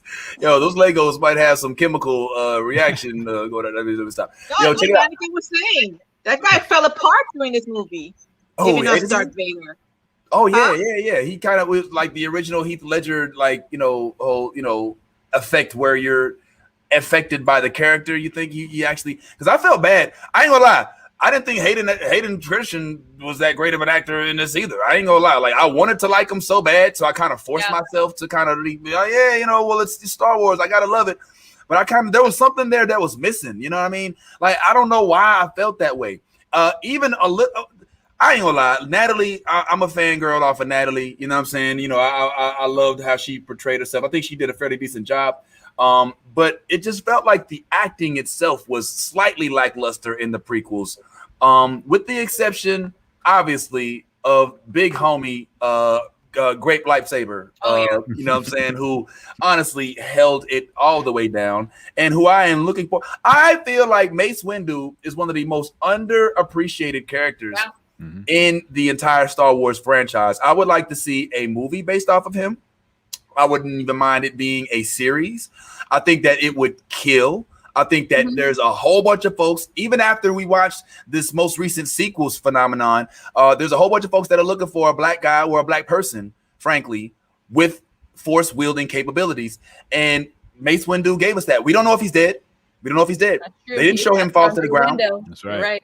I would love to see it. I would love to see a series or a movie with Sam Jackson at his age now playing like a series, like an old Mace Windu who's like, basically trying to get revenge or whatever he's trying to do. Doesn't even matter. He could be flashbacks in there. Yes, he could be opening a bakery, like whatever he wants to do. I'll watch it. What if he was like Pulp Fiction kind of vibes? Yes. Old school Pulp Fiction vibes. Like, what the fuck's going on here? Like, I'm gonna chop this motherfucker down. Who put all these Jawas on this motherfucking plane? So you want like a Tarantino Star Wars? We're gonna have all kinds of alien feet everywhere. It's gonna be alien toes all throughout those movies. Not with that. I just want to see him with a lightsaber go up to like Palpatine, like, and I will strike you down like you see all that, man. I definitely would love to see more Mace Windu. Let's see what say you guys about some of these characters. Now, I ain't gonna lie, it's gonna be hard to sit here and cover all Star Wars, so we'll definitely have to recover this. So, Sam, hopefully you'll be down to come back. We do this on Saturday mornings if you're available. But I want to move forward to the sequels, and this young lady right here.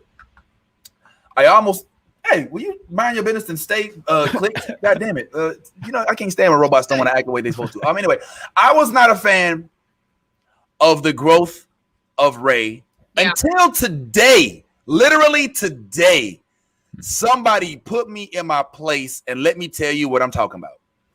So, as you all know, in Star Wars, The Force Awakens, we were introduced to Rey's character, who in the beginning is like, oh yeah, I've heard of Luke Skywalker, but is there I don't know what a Force is, and what's a Jedi, what's that, and just kind of very, very Alicia Silverstone when it comes to the Force and all of that.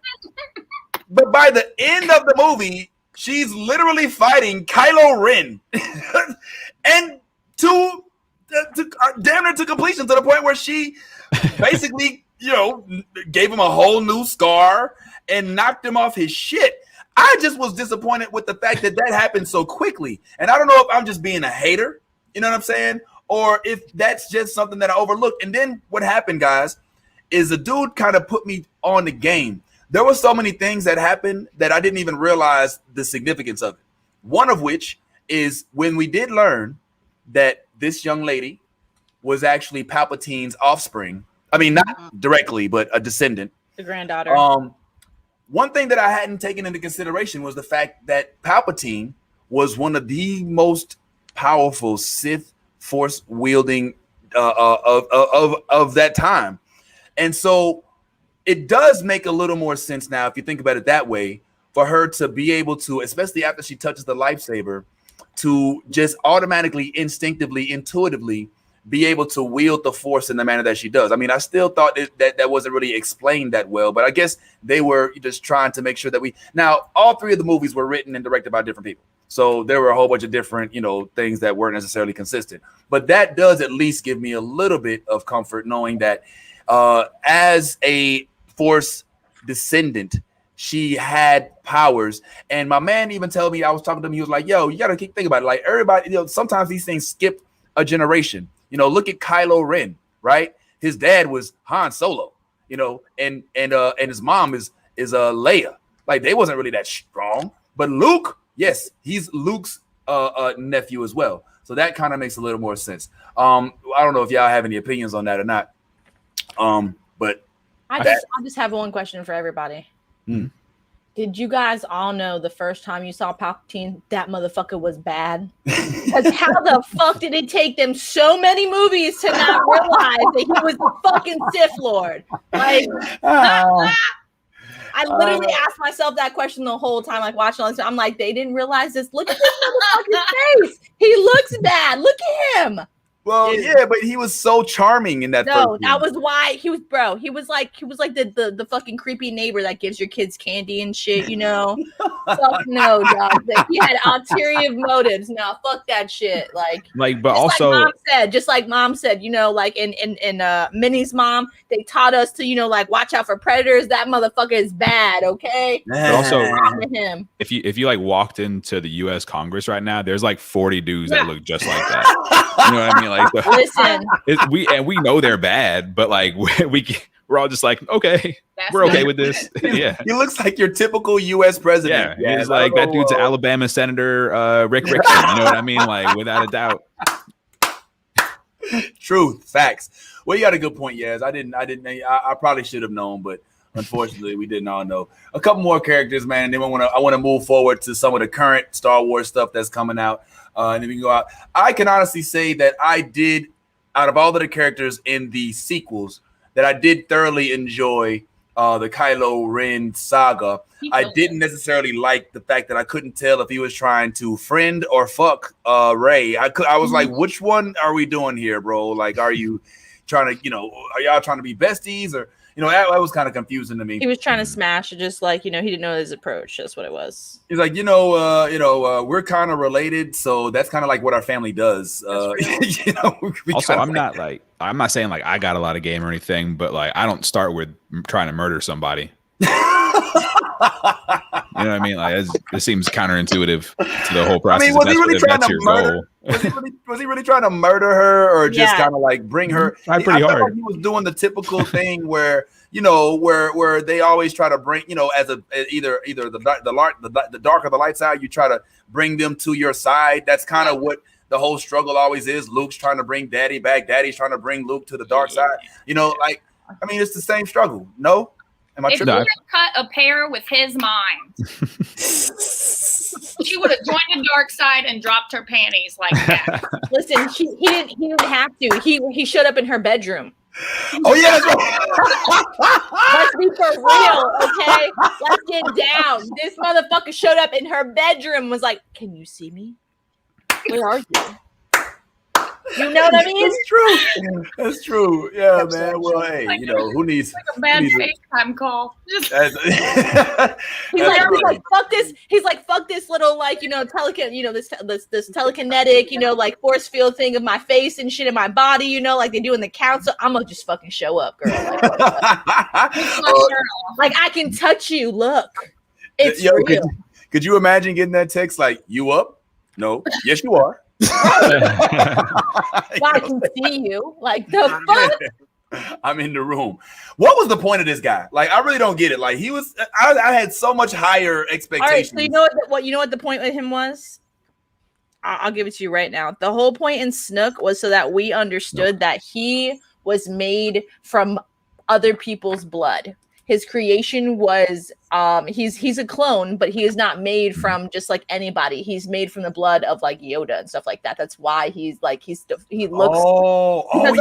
at how he looks. You know what I'm saying? Like he looks like, but he's big as fuck. So they've been mutating. You know what I'm saying? Like because think about it. Yoda's the last of his kind now. You know what I'm saying? Like he was after the everything that happened. So that's why Snook is so important. Is because he's a clone. It's just like they didn't specify whose blood it is, but I mean, they took Grogu's blood, remember, to try and perfect the clone. That's the clone that they're talking about.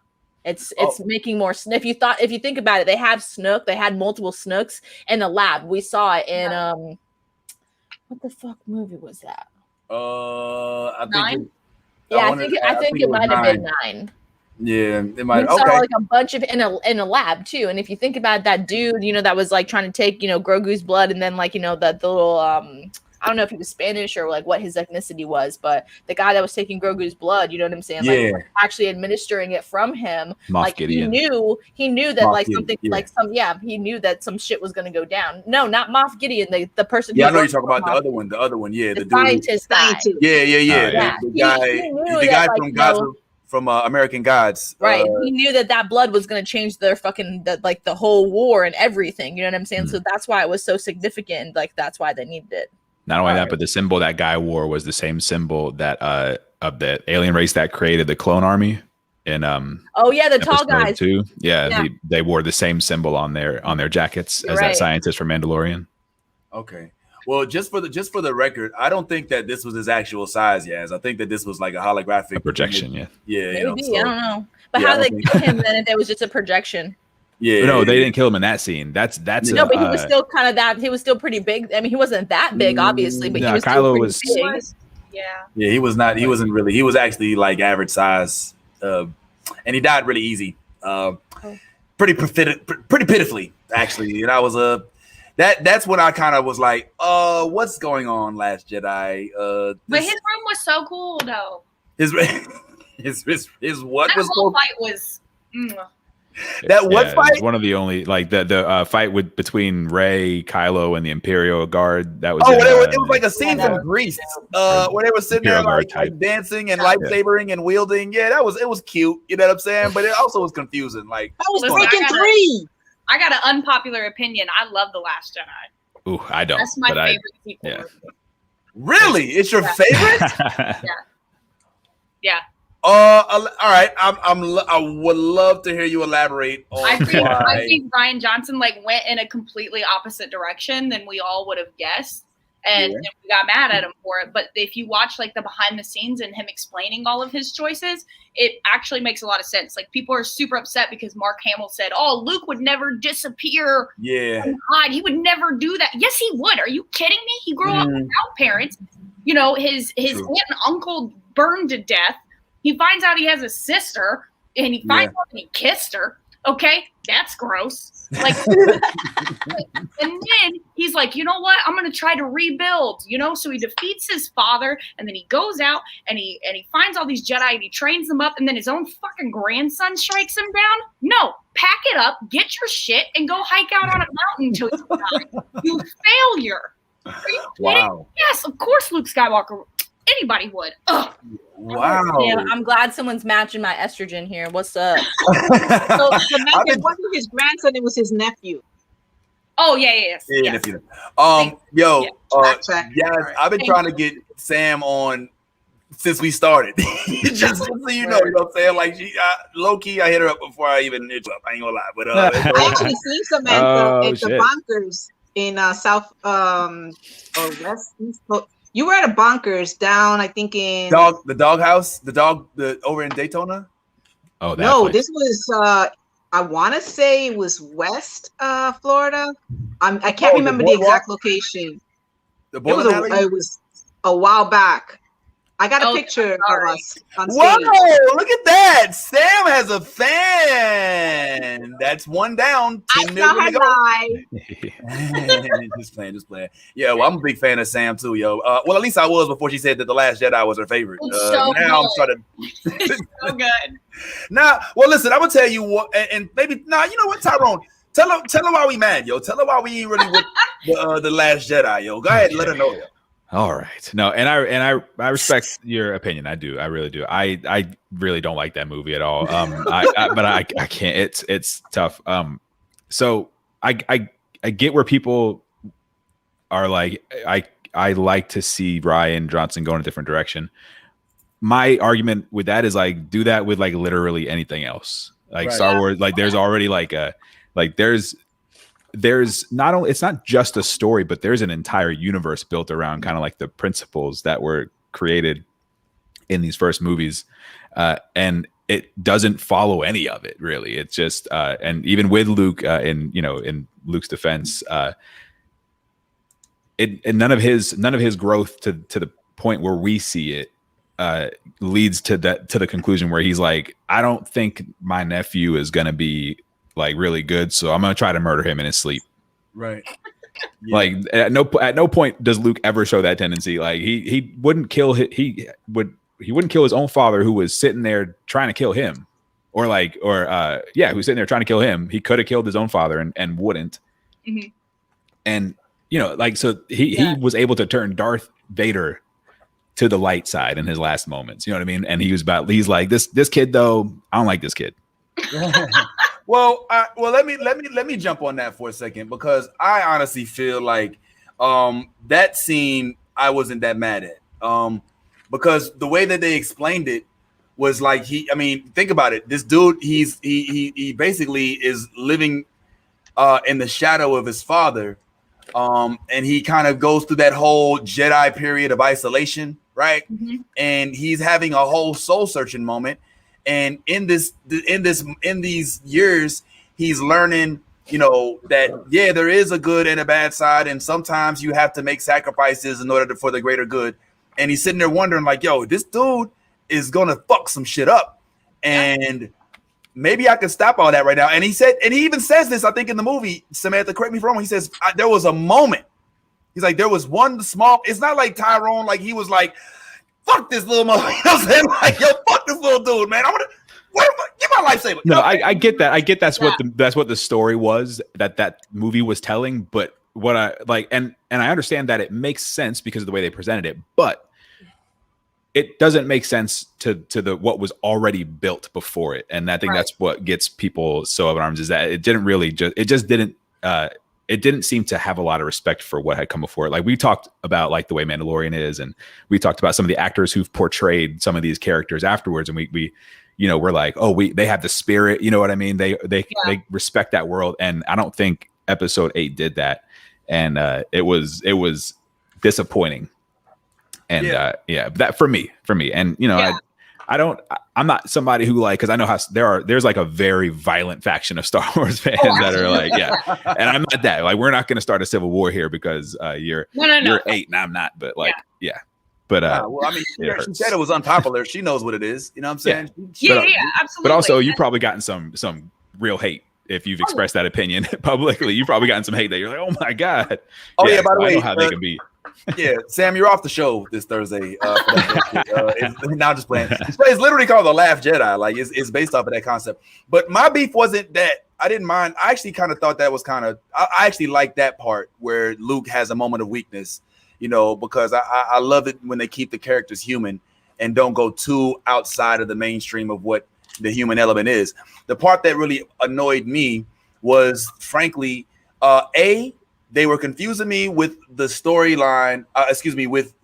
With Finn and the girl, and whether or not they were a love interest. The chick was all on his nuts, and then I didn't know if she was dead. You know what I'm saying? And Finn trying to get with Rey, and I don't know if they're supposed to do their thing. But then Kylo, they're like related, but they're not. And then there's like, it just. And then the thing that really irked me, unfortunately, and Sam, I'm sure you completely disagree with me on this one, but the fact of the matter is, Luke was like the most powerful Jedi of this time, And even though he was a little older, it's not like, older people. Look, Yoda was like 900 years. I mean, I know there's different species, but Yeah. I mean, here's a dude who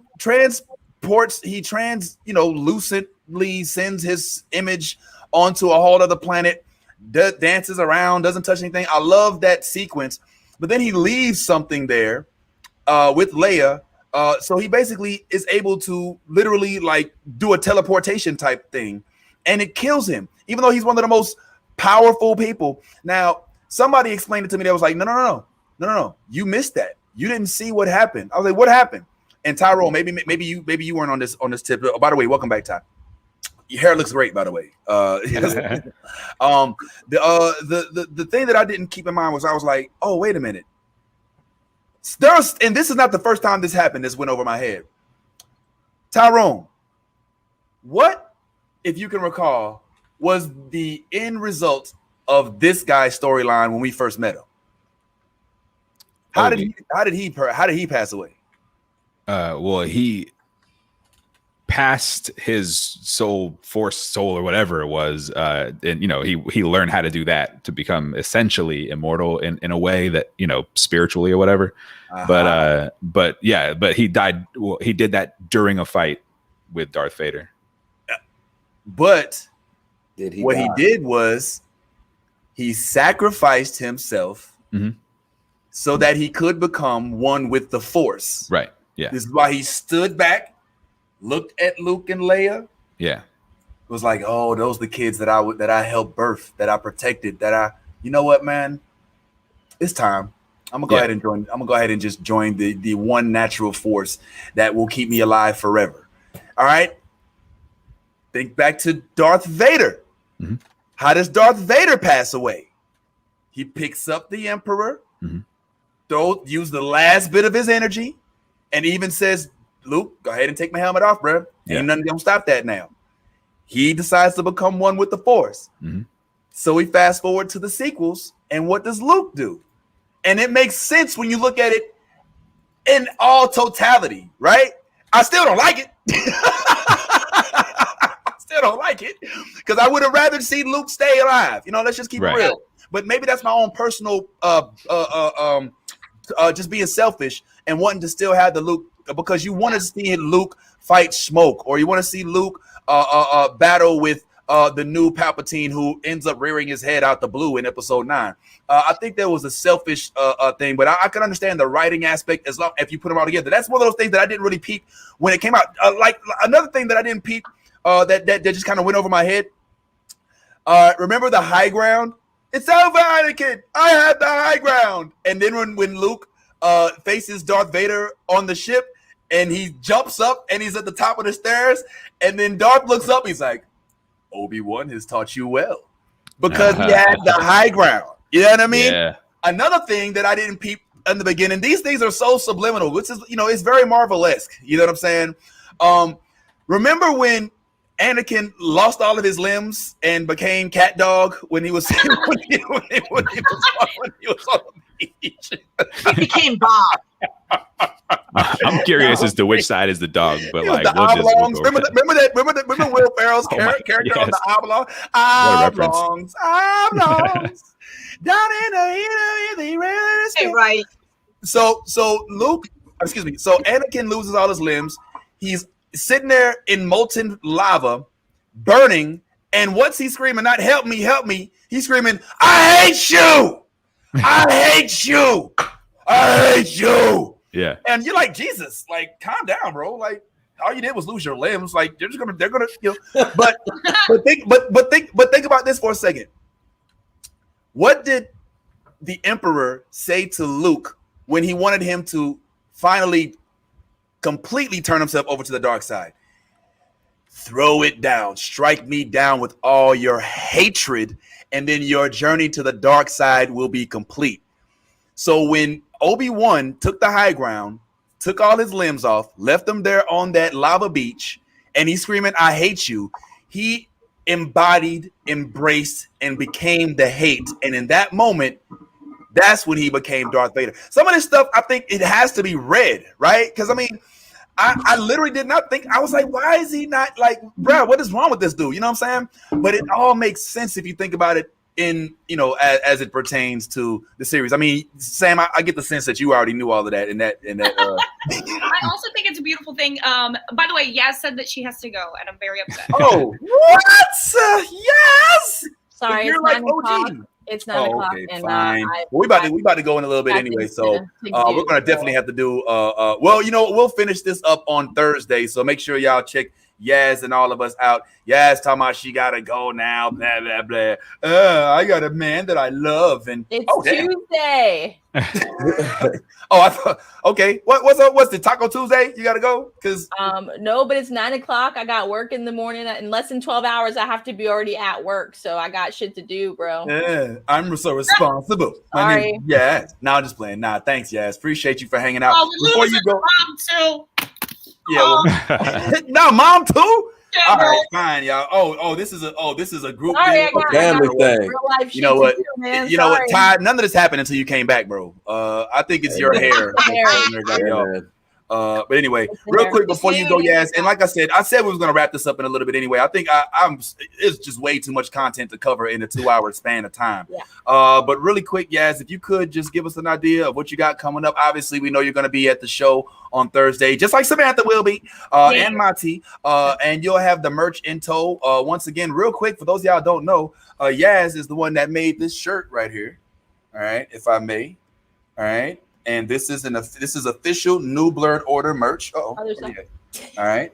Well, the green screen's kind of taken away from the affect, but this is new Blerd order merch, and I think that this shirt is going to be available for us for sale this Thursday, either in person or online, whatever. But anyway, Yaz, please tell us what's going on and what you want to go out with. So guys, big things. Merch is coming out very soon. Hopefully by the end of this month, beginning of next month, we will have a link and everything available so you guys can start buying your new Blerd order merch. So I'm excited to share what we've been holding out for you guys, and I can't wait to see what's gonna happen. So on that note, I'm gonna leave. Bye, guys. All right, bye. Yes. Bye, Austin. Lingering in the back. I'm sure he's around there somewhere. Tell him we said what's up. And as for you, Mati, what's going on? Where can we find you? You're gonna be there on Thursday, right? I will be there Thursday. I'm mostly on Instagram with my Lego. And please follow. I'm almost at I think 1,800. So I'm getting there. Oh, nice. I'm trying to climb my numbers because next year, season 3, I'm trying to get on that Lego Masters. Okay. That's where my mindset's at. So again, my handle is For the Love of Legos with an S at the end. I'm on Instagram. I'm going to be doing more live cams, trying to get into some YouTubing, and doing the Facebook as well. So, and of course, with you guys, I'm here. So I had so much fun. This is one of my favorite days of the year, especially because I got to meet the original Chewbacca and the original Boba Fett when I went to the Star Wars Comic-Con a couple of years back. So I have pictures with Chewie, but it's Peter Mayhew. And I do have pictures with Jeremy Bullock, who is the original Boba Fett. So that to me was like really big. It's still really big. It's like on that bucket list. I checked it off. So thanks again for having me tonight. This was awesome. I'm going to love watching this over again because it was hilarious. And man, Bad Ty, you need to get up with the Star Wars. You got to change your whole. I'm not into it. Yeah, I didn't. Unacceptable. I didn't say I wasn't into it. I just said I'm not as detail oriented as you guys are. Yeah. Don't be this guy. All right, Kojo. I'm just glad that. Where was that? Yeah.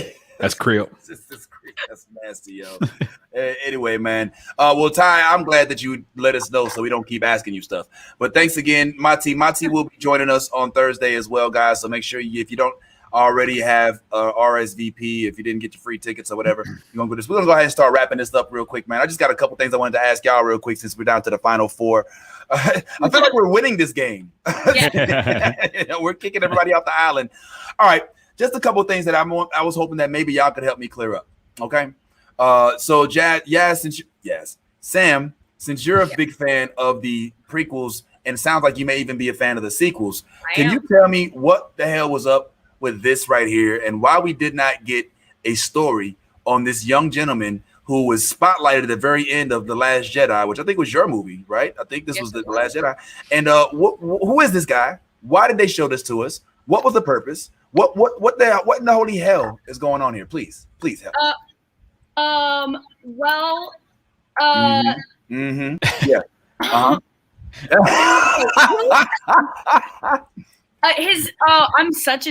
J.J. Abrams. I think that he dropped a lot of stuff. I think that he also didn't like Last Jedi and decided to. That was Rian Johnson, though, wasn't it? No, Rian Johnson directed. That was The Last Jedi. That screenshot was from The Last Jedi. Yeah, this is The Last Jedi. But like that storyline didn't get picked up in the next movie. It just kind of dropped. Like, yes, it was at the end, and maybe he should have just explained it. But I feel like it was one of those where he should have gone back. It's kind of like Maz Kanata. Yes, when she, I think it's Han Solo. It's like, where'd you get this lightsaber? For another time. And then Rian Johnson ignored that in The Last Jedi. And then Rian Johnson puts this kid in, and then J.J. Abrams ignored that in the next movie. And I think they really messed up by not writing all three. 100% agree.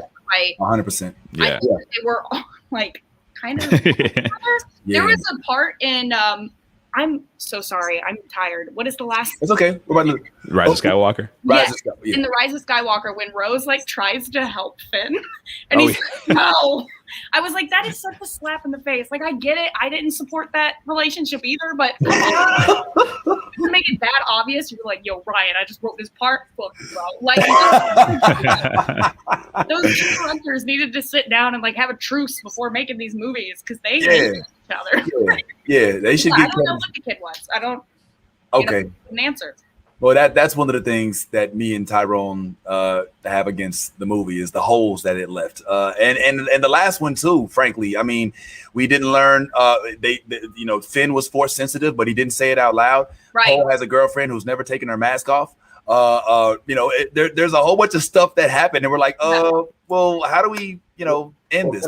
Can I say this? One thing that I do know about Star Wars is the fact that it's not really chronological in the sense that it kind of goes from the end to the beginning, and then the beginning into the end. Like, it's just all over, like, you know what I mean, like how it moves. So with that being said, even though I agree with you as far as the directors not being on the same page, what it does, however, do is allows a later rewrite of. And so then you can possibly go back to that whole issue, because I think in the Rise of Skywalker, which was the last one, she bury the Luke lightsaber. So if you look at it like that from that perspective, and you say to yourself, well, maybe the director is saying that there'll always be a Jedi. There'll always be somebody to carry on that mantle. And this little boy, if somebody does pick up the writing and decide to, further that storyline, you now find this same little boy, older now, finding the lightsaber, carrying on the tradition of the Jedi. So you could easily rewrite that whole situation and put him back in it. Like, I see you, Mr. I don't know that much. I see you. I feel like they need to leave that boy in that stupid ass casino right where they are and never go back there again. And never ever touch it again.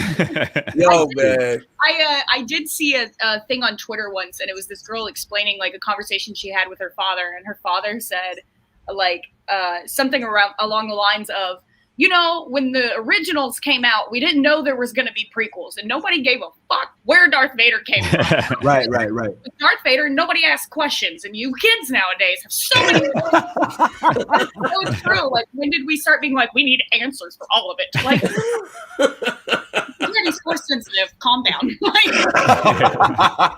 All right. Maybe you're right. And that is a thing too. We do need to sometimes take a step back and be like, okay, guys, it's just entertainment. It's just a movie. We get so encompassed in it to the point where we're like, no way, Luke wouldn't do that, man. Like, Luke doesn't exist. All right, this is I feel personally attacked by that statement. What you say, Tyrone? I said I feel personally attacked by that statement, but I don't want to prove you right, so I'm just gonna be like, you're right. I think you're right about that. Well, people need to just calm down. Well, we do. I mean, at the end of the day, it is for our own personal enjoyment, guys. Yeah. So I think I'm gonna listen. As much as I want to stay here and do this all day long, I think we all got things to do. It's not like it's Saturday morning where we usually do our little thing and we have the rest of the day. We actually have to get up tomorrow. Ty's gonna have to go out and let his hair air out. You're gonna have to go back in the future and save your mom because you are definitely disappearing as we speak right now. I feel like you're about 2 minutes away from her kissing Bit or whatever his name is and changing the whole fucking Taylor name, bro. There's no Vince Taylor in 2 minutes if you don't go back and save your mom. Yeah, I am kind of disappearing, right? Yeah, I see you. I'm so glad that's where that went. I thought that was about to be the nastiest your mom joke. Like it was starting off like I was like, oh shit. Hey. It was definitely a slow crawl. We don't do mom jokes. You got to save your mom. Like I was like, oh. And we already sitting there talking about incest. Half of this Star Wars. So this is the whole thing, man. Well, real quick, man, before we get about, I mean, I ain't gonna lie. Like I had all kind of stuff in here. I wanted to talk about the Clone Wars. I wanted to talk about Ahsoka. I wanted to talk about some of the other series. Like we know that the Bad Batch came out today. I don't know if y'all had a chance to take a look at it or not. I don't know if y'all watched that. Huh? Did it come on Disney Plus or is it a movie? Yeah, it's on Disney Plus. Okay.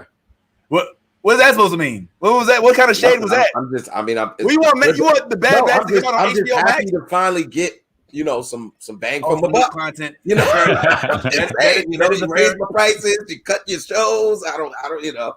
That is definitely a fair assessment. The Bad Batch did come out today. I haven't had a chance to watch it. I'm a big fan of the off-brand stuff. So I'm gonna go check that out as well. I wanted to talk about canon. I don't know if people even know what canon means. Tyrone, can you explain to Tylene what canon is? Or please do. I can very, very vaguely explain it and just kind of give you the idea of it. Canon is stuff being canon means stuff is going to always be the case in that universe, no matter what. For it to be included in the Star Wars universe, it has to, be canon. Like if you're gonna make a lightsaber, got to have a kyber crystal. Right. If you're in the dark side, your lightsaber's red. Like that kind of stuff's canon. Ships are canon, that kind of thing. Anything that you've seen in the movies is canon. So it's Okay. Right. Okay. So just so you know, Ty, because I know you didn't know that since you're not really a Star Wars fan. No. That's what canon is. Just in case anybody I am asks a Star Wars fan. Jeopardy. I wish you would stop saying that. I am a fan. I'm just not these are jokes, bro. I'm not a super fan. I'm just like that. I just watched the movies and liked them. Or you didn't watch them over and over and over. I didn't sit there and go back and be like, what kind of jet was that they were flying? Like, what was that? Well, I knew the Millennium Falcon, of course, by name. But you know what I'm saying? But it's like I never was like you guys, I can't look at an emblem and be like, yo, that is the rebellion, that is this.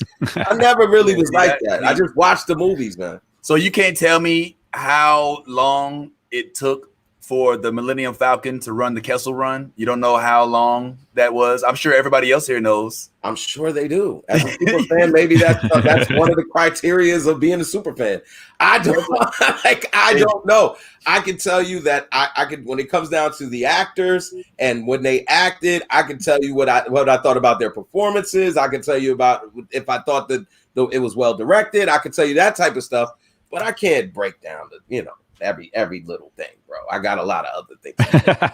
Yeah, like washing my hair and getting it Hey, braided man, up. You know, they say take care of yourself first, and everything else kind of comes along with it. So yeah, man. But yeah, there's so much stuff, man. So we clearly are not done, especially now that we know that there is definitely another few Star Wars series is coming out onto the Disney Plus platform, some of which are including this guy right here in the Book of Boba Fett, which I'm looking very much forward to. I cannot see that doing bad at all. Boba Fett was the Harley Quinn of the Star Wars universe, whereas his character with just a few lines took on a whole level of popularity that we were not prepared for. So I'm looking very much forward to that. But again, guys, I ain't gonna keep everybody here too long, man. I'm sure that y'all, all of your significant others, including all of Tyrone's cats, are tugging on their backs right now, like, yo, why don't you hurry up and get off of this? We did not plan for this much time. So in closing, I just want to say, guys, I sincerely appreciate you. Now, Sam, thank you again. Tyrone, and Tylene, both of y'all need to know that before I hit either one of you up, I hit Samantha up. I was like, yo, I want Sam on this show so bad, but you made the right choice. She'd have been a better choice. She has to get her schedule is so fucked. You know, it just doesn't permit for her to come out as much as I like. So I just want to thank you so much for joining us this time, Sam. I hope you will join us again, and I hope that you have fun with us again this Thursday when we do our bit up at the Geek Easy. So real quick, can you just tell the two people watching where we can find you, and then in addition to on this Thursday? If you just check out samanthaiv.com, all of my links are in there because all of my links are different for stuff. So that's just the easiest way to do it. I'm on Facebook, YouTube, Instagram, and Twitter. Awesome. And please tell Rachel, thank you so much. She is such a great manager for you. I don't even reach out to Sam no more because I'm like, Samantha, she'll be online like that. So I hit her girlfriend up and tell her I said, thanks for letting us borrow you for a couple hours. We look forward to seeing you on Thursday. Tylene, Tyrone, I know y'all got a show tomorrow. Can you give us an idea of, or is it tomorrow? I don't know if it is. I mean, we still got a show to do. All right, well, got a show. What day was. it Give us a quick preview. Give us a quick preview of what we can expect, maybe from the bad Ty and the good Ty. These two gentlemen right here, man. What can we expect tomorrow, guys? Before we go. Always Worf, Pasty, and Khaki. You deem who's who.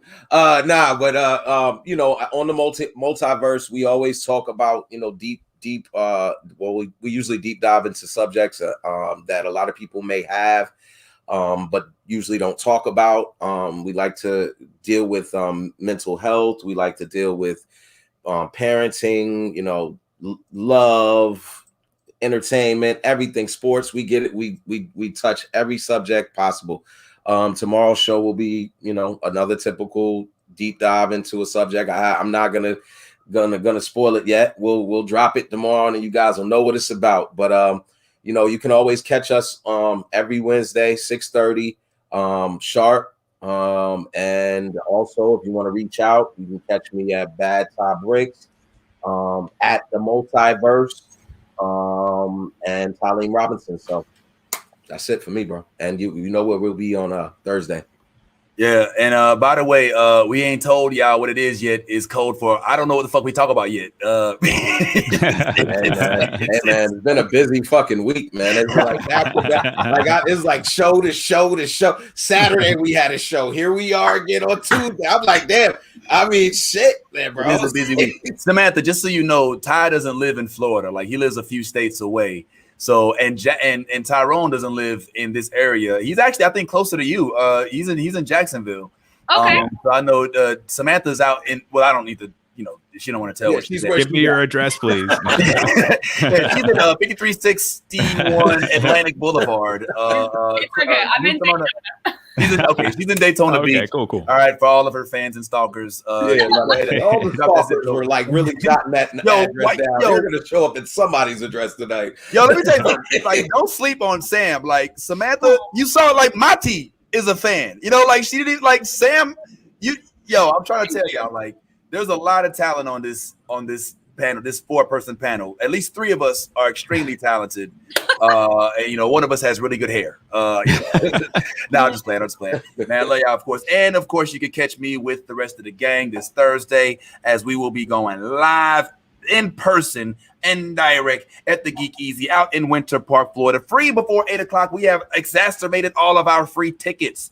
So if you want to get in free, you got to get there before 11. You got to get there before 8 p.m. Oh, 8. $10 afterwards. All of the money which goes to starving children, most of which belong to Ty and I. Ty and I, we have kids together now. Yeah, I mean, come on, boo, don't act like you don't. Now you want to act like you don't know who I am. See, this okay, man. Y'all get on talking ass niggas, man. I swear. Look, one quick thing. I want to go ahead and model off Yazzy's work. Yeah. You know what I'm saying? Yes. You too. Okay. She definitely. Let me get low because I'm tall. Let me get low because I'm tall. But yeah, that's Yazzie. He got the new Blerd on the back. You know what I'm saying? He's doing that twerk thing. Hey, yo, that joint is dope, man. Hey, that's my job. Hey, yeah. Yo, that's what's up, man. Yo, well, big up to you. Big up to Yaz, of course. Yeah, Yazzy's killing it. Been blessing us with everything, man, and Mati and all of that. Big up to Mati. Oh, yo, Tyrone's got the. Yo, we gotta hook Samantha up. Yo. We gotta hook Samantha up. Oh yeah, that's Chris. Yo, we got it. Yo, Yazzie killing it, man. I'll be in touch. I'm gonna hit Rachel to see where your availability is. And then we'll go ahead. We'll do that. We'll do that like that. But as far as everybody else, man, even as we say, even though it's not Saturday, I just want to say, always may the 4th be with you. Be your authentic self before I disappear and go back to 1985. Be your authentic self. And in all you do, whether it's Star Wars, Marvel, books, mathematics, science, whatever it is, shoot, man. Drones, video games, anime, which we're going to be talking about Yasuke this Saturday. Just make sure you are your authentic self. but not like Turner anime. It's cool. Eat the cake, anime. Anyway, man, just make sure you're authentic self, because if you're not being yourself, you're being fake. And like I say in all things, if you a geek, go ahead, let that geek flag fly. Fighter 2, I just really hate Zangief, only Ken and Ra. You, I find it hard to beat. Blanca, keep a wee ninja hanging, and our uncle album banging. If you negative in energy, then stay out the vicinity of. Yeah, them niggas over there. Yeah, now look at